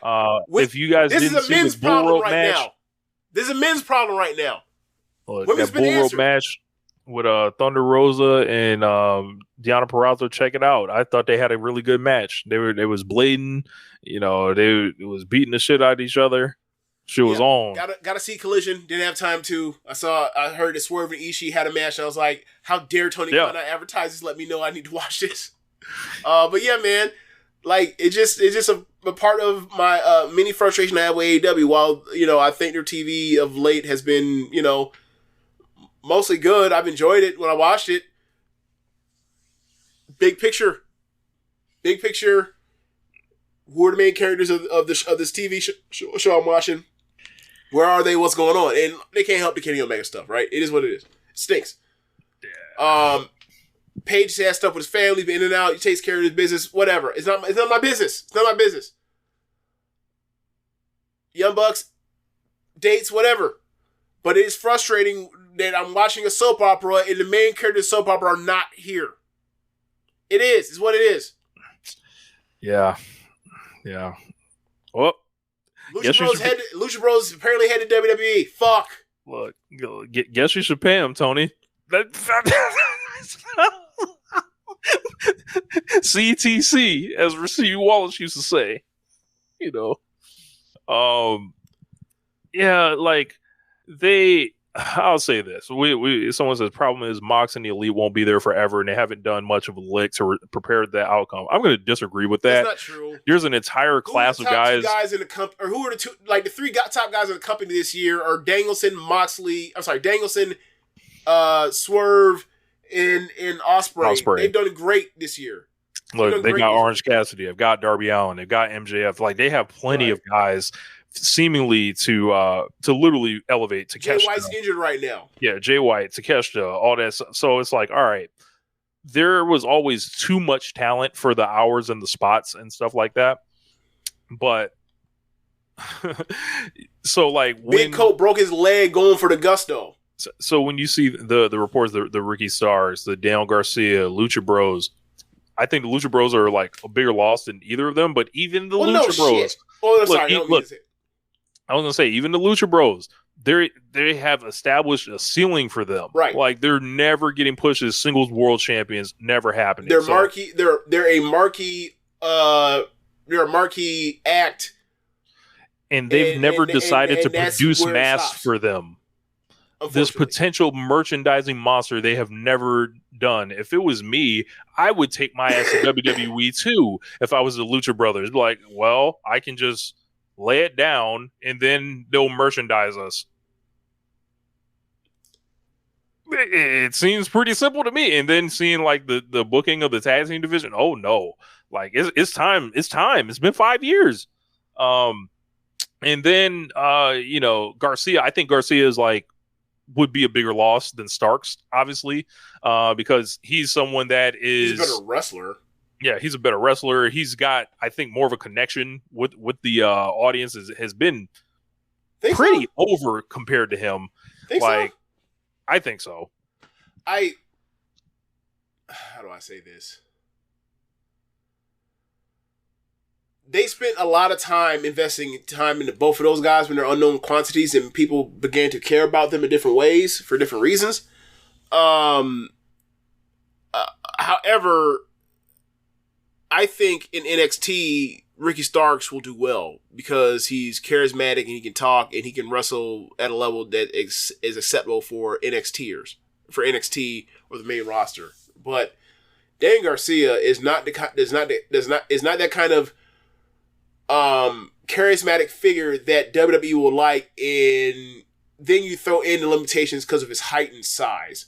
Where I think that I feel like Starks, because of his personality, can overcome that and find a role in WWE that can be successful on the main roster. Garcia does not have that, because at the end of the day, worst comes to worst, they can pay Ricky Starks to be a manager. Yeah, I think I look at it. They cannot do that with Daniel Garcia. I think I still look at it like if Garcia goes, you're still scratching that person off the board, which has potential in your company that even he doesn't have possibly in the other one, right? And he's 10 years younger than Ricky Starks, damn near. So like, I mean, yes, but it's also the part where it's like they put Dan Garcia in so many main events, So many. And like where he's at is like, all right, if that's where he is, and you know, he ends up with 3 points in the fucking C2 last year. Like, what was he going to do? Was he going to get 6 points this year? 9 points this year? You know what I'm saying? Like, he is already. I feel like they have already tug of war. I feel like they've already figured out where he is in the pecking order, and he ain't gonna get no higher than where he is right now. He needs to grab a tag rope and a tag partner and be a successful tag team. They should have did him and Guevara, and they never did it. They should have did that at the time, but you know, like I feel like I'm more realistic about like where people are going to end up in these promotions when they're young guys, whatever else, and as far as where they're going to reach and where they're going to top out at. And other people feel like, and I'm not saying other people meaning you. I mean, like a lot of people be like the Four Pillars was like they really bought into that online thing that MJF, who's terminally online, decided to say on air and then made it into this now thing they have to live up to. When it's like that's the thing that fans came up with. You really can't convince me that Tony Khan thought that he was going to have four main eventers out of Sammy Guevara, Jack Perry, Darby Allin, MJF. I'm sure he thought he could make it out of two, and the two that made it are the ones that made it. No knocking against their wrestling abilities, but as far as promos and characters, I think Guevara and Perry both top out as like secondary title holders amongst the murderer's row that's at the top, because you saying they're AEW World Champion means you're telling me push them at the top over to Konosuke Takeshita. That's fucking insane, dog. I'm sorry. Like there's plenty of guys not. like it's a tug of war, because it's like, all right, I always thought it kind of ran like a soccer team, like to where there's like 6 levels of guys or whatever, right? And they're potentially interchangeable. You want to make sure you got guys on the bottom that are like, you know, you got Nick Wayne and shit like that are at the bottom of those levels. Like you do not want to clear out those levels and just start allowing guys to go if they're like potential, like, hey, this is a level 5 guy, a level 6 guy, like. And then I look at someone like Hook. We talked about Hook earlier this year, right? What was a level 1 guy for a long time, right? Maybe he's like a level 2 right now. I don't think he has the potential of even getting to a 4. So I think someone like him, you can let him go out the door. But think about like this. I see it in my head, and I'm not explaining it like as good as I can without like visual aid. Like maybe I need to come up with like main eventer, upper mid card, prelim guy, tag guy, and then like, you know, long term potential guys, stuff like that, or like prospect stuff like that, where it's like because I feel like you see like these guys, right, and then when they jump out of that and they look around like, and they make the decision for themselves, I'm not knocking any guy for doing that, right? But I think the fans need to be a bit more, I would say, pay attention more to like what's happening to these people, because like the very top of this thing has questions right now, and there are people to replace them. It's just like, you gotta balance the egos. You gotta balance, like, you gotta do the things in wrestling that have happened since the beginning of time. You gotta tell somebody it's over, dog, or you gotta tell somebody we don't see you there.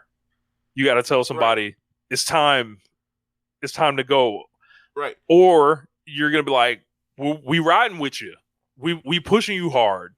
Like, they gotta make decisions. The result of this is putting one foot in the pool and then keeping one foot out. It's either you got to jump in or jump out with some of these guys. Well, there is that too. There is that. I just feel like a lot of these people that we talk about, like that we're talking about, is like these people should have to. It's like talking about a young guy in the NBA that's a lottery pick. It's like, bro, I don't think you want to give up a guy too early. Well, let me finish. Like, I ain't saying you gotta let go. You gotta let go of guy or whatever else, and not give them not give them their second contract or whatever else. My point is like, hey, pick a fucking tag rope. Find a role for yourself on the roster. We can't have you out here out in the sun having all these, oh my God, he almost won matches for a full 18 months. After 18 months, we're like, it's never gonna fucking happen. That's obvious. This is Japan, where you can be a job guy for a year or two. No disrespect. I'm just saying, like, if you're on TV out here having all these, oh my God, he's gonna win one day matches for forever, and then it don't turn around in a significant fashion to a storyline, and doesn't punctuate with like a mid-card title or a title at some point, like that. What they did to Jack Perry was they shouldn't have done it that way. He should have won a title that meant something before then. Yeah. Now, like, the moment's passed with the whole scapegoat shit for me. Yeah, they had a chance. This Darby thing, we'll see what they do with the Darby thing next I think they're going to go crazy at Wembley, but... Oh, they are. But it's like, they need to start building up that thing as, like, you know, the way they did Darby and MJF, the way they did Guevara and Darby. That needs to be a thing for them right now. And, like, I don't see any vignettes or any of the, like, black and white vignettes from Darby right now. Maybe he's still really beat up or whatever. You know, because he's almost died like 5 times this year. Who knows? But it seems like being like a lot of disorganization on the road to the fucking show that has 40,000 plus people. It's weird, man. That's why I think it's even more of an achievement that Swerve came in when he did and ended up actually breaking through to the world title scene. Like, this is something I think people, like, I don't know if they're recognizing it. Like, take a listen back to that, rewind this whole segment or whatever, and think about the guys we named, this whole level 6 system that I just invented in real time out of my head, right? And then imagine coming, like, from NXT and going right to the top of that shit. Like, but he didn't go right to the top of it. But he went through a different process. Did jobs over time and time, then did what? Grabbed a tag rope after doing some jobs, and then built with the tag team, found a role for himself, and then broke out of the tag team, and then started getting wins. Grab a tag rope. Figure it out. Find a role for yourself. And I wouldn't even talk, honestly, until you mentioned, I didn't even think about Swerve in this situation. But what did he do? He found a role. Bro, like, it's amazing that he went that far, like, with it. And it's like, you would think people would look around and be like, oh, like, isn't it a copycat business like any other thing we ever talk about? It's like, we talk about the NBA, it's a copycat league. We talk about the NFL, it's a copycat league. Well, start copying, motherfucker. But it's not a copycat league. It's not a copycat league when, one, we've never seen a black guy in major pro wrestling do this. And that's true. And two, no one wants to do jobs. Yeah. Maybe they should try that. Like, and people, I think, will talk about a lot of... No one wants to do jobs in a way that benefit themselves and also benefit other people. You said it right. I'm going to put it out there. Not in a crazy way to get myself in trouble. But a lot of the answers to these questions and a lot of the things can be fixed if people simply were willing to lose. Yeah, or more willing to lose. And this is something that's plagued this company over 2 years now, maybe before that. Rich, Danielson came in here from day one and said, I will do nothing but jobs. I don't give a fuck. He's main eventing Wembley. Swerve and Danielson is main eventing Wembley because there's two guys that caused Tony Khan the least amount of headaches over the last 3 years. Or 2 years. That might be exactly what it is. These people need to wake up. Like, as far as, like, you're like wondering why I'm not going no farther. Why I'm not, why woe is me? Why am I the victim in this situation? What if you walked in there and offered something to the company? What if you were a part of the solution to the problem? You would think it would be so fucking easy, right? But, these guys are paid the way they are. There's no incentive seemingly to do that, except when you look around and you find yourself unbooked, when you find yourself kind of in this weird place where you're like, man, I need something to do, or all of a sudden you giving podcast interviews talking about, oh, why haven't we seen you in so long? Well, it's hard to get on the show. You start, posting pictures of yourself on a vacation at a beach and stuff, trying to get attention. Like these are things that these guys are doing. Nobody, okay, Dr. Lady said, nobody wants to lose because you do it and you won't stop losing. Except for the main event in Wembley. Except for the Young Bucks, except for the Elite, the first, 4, 5, 6 months of the promotion's history, all they did was fucking job the Elite. Hangman jobbed. Hangman lost to Pac. He lost to Jericho. He ended up getting saved in the tag team by being a tag team with Omega. Omega lost to Pac. He lost to Jericho. He lost to Moxley. And then he ended up getting, helping Hangman. Young Bucks lost the tag tournament. They lost out the tag tournament before they even got to the final round. Did they get out in the first round or second round? First round. They was out there getting their ass handed to them. The Elite was getting their ass handed to them on the last Dynamite of 2019 by the Dark Order? Nah, man. People was doing jobs. The Elite was doing jobs. Bro, it seems like there's an easy road to success. You would think. And not everybody gonna make it. Right. We know. But you gotta give yourself Britt Baker was doing jobs. You gotta give yourself the best opportunity. Hold on, Rich. I'm giving your girl some credit. Britt Baker was doing jobs. Lots of them. And doing jobs then. She got to the top and was still doing jobs. I was going to say, it's still doing jobs. And is about to do another job at Wembley. Yeah. So. Willow Nightingale did jobs. Someone says, why would you want to put your world title on someone who doesn't want to lose? Well, think about it like this. Wait, what? Think about it. So that's an interesting question. I mean, ask Vince McMahon in 1997. You only got to get him the job once. Right. If you put the belt on him. In worst case scenario, if they want a job, all right, we got the main event, we got the pay-per-view on here, and then if you say you want to act funny, we're gonna bring Judo Gene LaBelle out here with a mask on to come get the belt off you, bitch. Think it's a game. That belt, you coming off that belt, hoe ass nigga. You think, I just do what I want. No. Yeah. Either you gonna hand that belt in, or we gonna take the belt off you. It's your choice how you want to handle this. The easy way or the hard way. The hard way is sending Jake Hager out there with a hood, with a shiesty on to come get your ass. What's how you want it? Well, we gonna have Jake Roberts throw the snake in at you. Beast Move said maybe these guys are dumb. Almost everyone's story in the company is in losing. Do some soul searching, overcome it, and get a belt. The hero's journey. Look, you can't do that all the time with a hero's journey. In order to make some of these, look, how do I say this?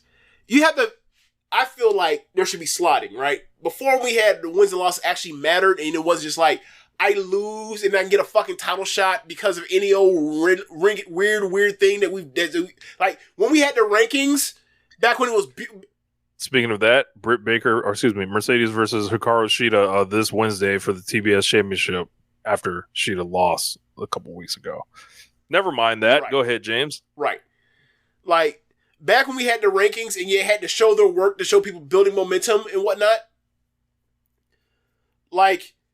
You had people presented at a certain level, and you had people slotted, right? So you had John Moxley was your top babyface. Kenny Omega after he turned heel was your top heel. Then you put it 1, 2, 3, 4, 5, whatever else. Then you could slot the people, right? So they were going to lose a certain number of people a certain amount of time and the upset and all that kind of stuff. Now it's we have interference a lot now. A lot more than we did back at the beginning of the show. We have all these sorts of excuses and exits to avoid, to be all right, whatever, it don't really matter anymore. Before it was more obvious, it made more sense, or not made more sense, but it was easier to discern and follow the storylines of who won matches and who lost matches and where that meant that was going to send them in the future. Now it's kind of It don't really matter. Oh, I lose this month. All right, I'm going to be a pay-per-view for the title the very next time on pay-per-view. That's what Christian Cage did this year. I'll be like, I'll lose. That man gave up. That man literally quit to give up his belt because he's about to get impaled by a weapon that Big Cope had. In the next pay-per-view, he's in the title match for the top title. Yeah, you know, you could just lose a match. Be like, all right, cool, I'll lose, and then this person isn't booked for 4 months. So, like, you know, like shit like happens like that. Yeah, like I mean, look, AEW had an identity. They decided to change for whatever reason, and I remember when it happened. I was like, hey man, we go see these ratings and see like when people talk about all these things that they should do to cater themselves or ingratiate themselves to people that prefer WWE or whatever else, or want to find a more casual viewer. We'll see if it pays off. It ain't paid off. Wonder why it didn't pay off? Because that shit was never going to work. But I was going to be like, well, I want to be proven wrong. Well, that shit happened since before March. But when they started, right around March. Like right after the week following Revolution was when they started basically having like a WWE like presentation. Not saying that it was bad. I mean a WWE presentation mean like some of the stuff WWE does that like if it was more completely, you know, put together, more cohesive, actually works just the formatting. And it didn't pay any dividends for them. They just did it like they started moving from 5 matches to 4, more promos, starting off with promos talking, and it happened. I pointed out on the show. We can go back on time on the clock on the tape and watch it. The tape like it's a tape. On the digital tape, and go back and watch it. Like, hey, we'll see. Time's here. Where's that? None changed? Okay. Yeah. Now you have no identity? Or you have less identity than what you had before? You were less distinct than you were before? Great. Can we go back to what we were doing? Because nothing changed. We can go back and get the same ratings? Well, I hope the television deal gets announced rather soon. Yeah. It sounds like I'm down on AEW, doesn't it? I'm not really. Yeah, these are just things that like I'm seeing, and then like I feel like all this stuff's connected. Like the stuff in the news, the jobs, the unrest, like between how fans kind of feel about some of the top storylines. All this stuff is like in a way it's linked. So, you know,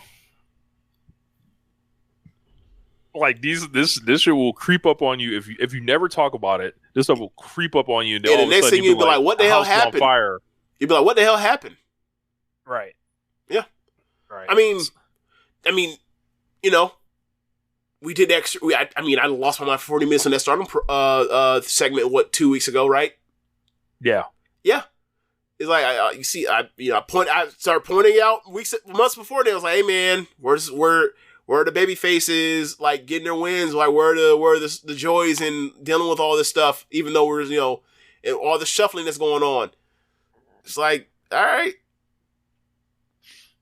Then you put the belt on the shitter, and then now everybody's looking around like, what the hell happened? Where were y'all when I was putting this out? Oh, you want to do that tonight? Stardom? Yeah. Good. No, we're not hitting the music, but real quick. Stardom 5-star Grand Prix Night 1. Great show. 4 of the last 5 matches were all great matches. The best match was Tam versus Mayu. Another 4 1/4 special from them. Mayu at the end wins. Story of the match is Mayu is a surgeon working over Tam's knee, the same knee that she blew out against Natsuko at the end of last year in that title match. And Tam fights back like hell to overcome. She gets her up. She goes to get her up for the violent screwdriver. Can't get her up. Mayu takes advantage after they had kicked out of each other's, dragon suplexes and tiger suplexes and everything. Tam had already survived a second dragon suplex. So Mayu, takes her out, or also survived a moonsault too. Gets her up for the 2 stage, beats her with the 2 stage. Tam's inconsolable crying. It made me think of when, 2 years ago when Utami beat, Shuri with the, BT, bomb, where she's like, oh my God, like I have to face her again. I want no parts. Fuck. And starts crying. It was like, Tam's like, I can't fucking beat this woman. I I have faced this woman like 6 times. I have never beaten her. We've gone to draws 3 times in the last 3 matches, and now she beats me. I can't fucking beat this woman. She starts crying. So like, I feel like the story for Tam is like, can she win the Grand Prix to get to the red belt or get to Mayu? Because that was the main event of the show. So the main event was Natsupoi and Micah. Natsupoi takes advantage of Micah's bad arm that's always taped up. Gets her arm bars, all sorts of fancy arm bars. Micah's using a power game. Eventually, Micah gets up, arm bar, transitions over to a triangle power bomb, it gives her the running power, the Himeka running power bomb. And then Natsupoi basically desperately goes up for the fairy blink, and Micah rolls through and gets the flash pit, reverse the flash pin on Natsupoi, and gets the win on Natsupoi. And then she says some things about like, we both chose to zip pass, whatever else, but I think we both made the right decision and turned into a positive. They both walked off. Micah didn't seem like she wanted like she was interested in a white belt title match, even though I would love to see that because that match was great. So Micah's focused on like trying to get the red belt back. Third match was Kamatani versus Risa Sera. Kamatani, her entrance music, her entrance gown, her black flag, her new logo, the Phoenix Queen. Bro, it's awesome. It's awesome. And then the bell rang, and she looks like a 28-year-old going through a teenage rebellious phase. That's how her behavior is in the match. She's in there with Risa. Risa ain't really playing that shit. You want to be hardcore. Like, I'm a hardcore wrestler. You see these scars on my back, I'll fucking kill you. So a lot of it was like some solid wrestling, her still trying to figure, the weak parts were her trying to figure out what her character's going to be like. Is she going to be an awesome badass? Or is she going to be a shithead heel? And she's kind of leaning towards shithead heel, and I don't like that because like she needs the entrance, the music, the flag, the gear. It screams, this should be the top heel in the company, but she's never done it yet. She's learning on the job right now. She'll get there eventually because I have confidence she'll get there. But it's one of those things where it's like, it's a quality match. She probably needed a better match than that, and it's important for her over this tournament to not iron out the kinks before she eventually gets put into the main event position as this heel. Because like, I feel like this NASCO shit is just a small screen, or like, it's to freak you the fuck out. You may tune in, you may tune out, but like, Kamatani's going to get the fucking red belt or be at the top of the promotion as the heel and leader of hate, whether it's official or or unofficially. Like, don't freak out about NASCO shit. We're gonna move on past that and probably quickly. There was also another match. Azumi versus Momo, great match. Azumi finally gets a big win on Momo. She had never beat her. I think she was 0-3 against her historically in singles matches. Finally gets the win. It took 3 Canadian destroyers. It took 2 of them, not all together like back to back to back, but it's like throughout the match. It took the big Canadian destroyer, took another one, and then like ultimately, Momo's about to hit her with a second rope B driver, and then Azumi turned it into a second rope Canadian destroyer, and then like flipped her over into Azumi Su. She got the win. Great match. 2 best matches on the card, in my opinion, were that match and the Mayu Tam match. But like undercard stuff was also really good. I gotta say, as much as I hated like them rebranding Hate, everything I see from Hate aesthetically is an upgrade over the Oedo Tai stuff. All of it. New Neo Genesis. I don't love their logo. I think it looks like some tacky shit they made out of AI, but like the Hate logo was hard. Like, it's almost like the Dare logo, except like it's a solid line straight through, like a solid slash through. And so like through the H, the A, the T, and the E in the middle, it looks really good. Like, I would buy that shirt, but like, I'm not wearing a shirt that says Hate in public. Like, I might buy it just for the podcast, right? Well, they might think you rolling with somebody you ain't rolling with, right? I'm not wearing that in public, but like the Hate logo's hard, and like the Phoenix Queen Kamatani logo's hard too. Like, they needs to be on a t-shirt too. I'll buy that immediately. Like, yeah. So like aesthetically, obviously they strengthened the argument or things I was complaining about was like, the way they shuffled the furniture isn't the problem. In fact, they made these factions better for what they are functioning as. But the things they replace is like, you didn't have to do all that. You could just kept it as is. I will say they have aesthetically fixed whatever, some of the things with Alien Tie or whatever else. Like better roster, top to bottom, especially at the top. Better aesthetic. Like them moving from the purple to the red. Like they're still wearing black and gray, but like they moved on from like looking like Sacramento Kings to now like they all look like Konami looks kind of like a vampire. Like with the black and red.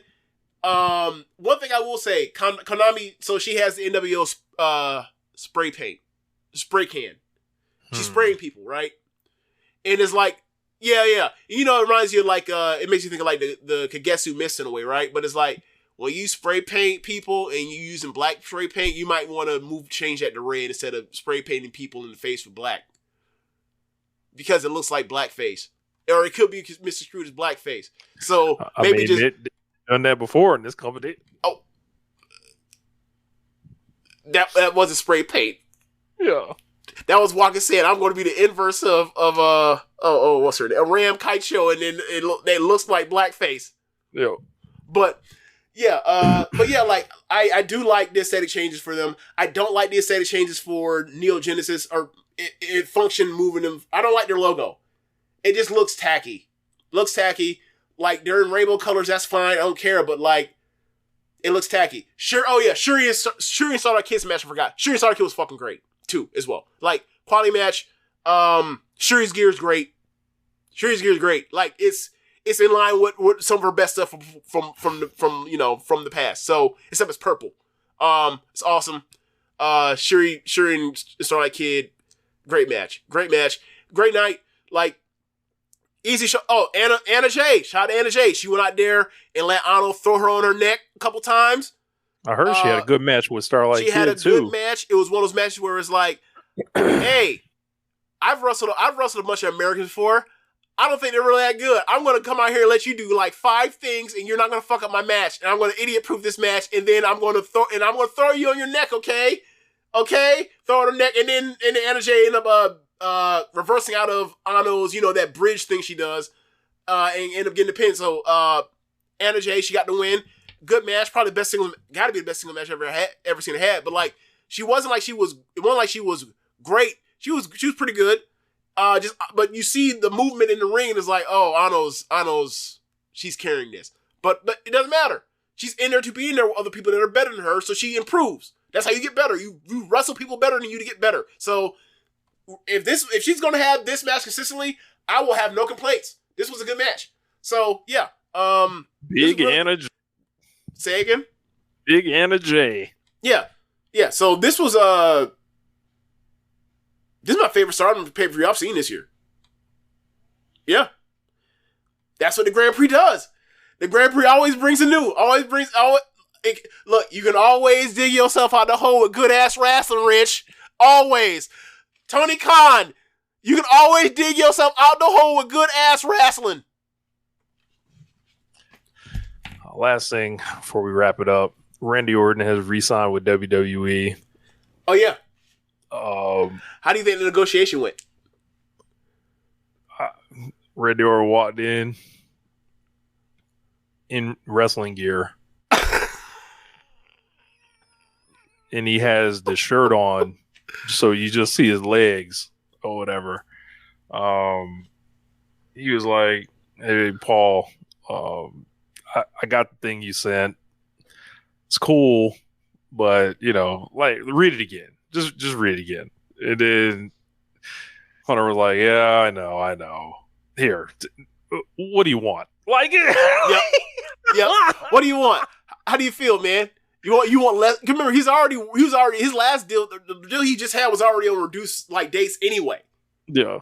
So it's like, all right, man. So what you want to do? You want to wrestle like? Well, I know you ain't going nowhere. You want to wrestle right? Because he can't go to AEW because he already used AEW in negotiation tax, and then Tony Khan got pissed and said, "Hey, you were calling on stream saying nigga." That happened in 2019. No, there's only one place for Randy Orton. Yep. So I wonder how long this deal is. Is Randy Orton really going to be out here? He getting the title shot with Gunther. Yeah. I thought they were going to do him and Cody at some point, but I thought that too. Guess not. But I mean, good for him. Keep getting them bags. Generational. Keep the chin locks. Right where they've been. Generational. Hey, okay. Rich, you ready for when he go out here and have a 4-star match this year, and then people be like, "See, legend, one of the greatest of all time." I love Randy Orton go out here and give a damn one time a year, and people lose their mind. Oh my God, he's trying. And keep in mind, Randy Orton's one of my favorite wrestlers of this era. Still, I'm not backing down for that. I just know it is what it is. It's like if you're an honest fan, if you're an honest Vince Carter fan, you'd be like, bro, super talented, left tons on the table. Left the whole buffet on the damn table. That's Randy Orton. It is what it is. And that man wrestling forever, that man is Vince Carter. Yeah. Yeah. That's funny. Yeah, but that's it. I just wanted to bring it up real quick because we had skipped that, but guess we can wrap it up. All right, anything you want to plug? Make sure you get your merch, onelifetimeworldwide.com. Get your O&R pyramid shirts. Maybe we'll run like a little sale or something. So keep your eyes open. All right. Thanks for listening, y'all. Be sure to raise whatever app you're using to listen to this with. If you are watching from the stream, go to the podcast show notes and go to the Red Circle link, and you can donate there. And be sure to listen to other shows on the network. Besides One Nation Radio, you have Keepin It Strong Style, All Things Elite, Imps WWE Adventure, Wrestling Art with Chris Things, Tunnel Talk, the Trish and Sarah Wrestling Podcast, and there is no and. I just botched the and before I said the Trish and Sarah Wrestling Podcast, so I'll give them a shout out again. Shout out to Sarah for giving us the message for me to lose my mind about like what the hell was happening. I had no idea what was happening because I missed out on Collision. Is there anything on Collision I need to check out besides the Thunder Rosa match and the Swerve and Ishii match? Nah, I think that, or you can watch Hologram and Darby Allin team up if you want. Those two psychopaths teamed up. Yep. Are they alive? Yeah, they're good. Okay. Are they safe? Make sure. I guess as you can be. All right, y'all. Thanks for listening. Later. Peace, y'all.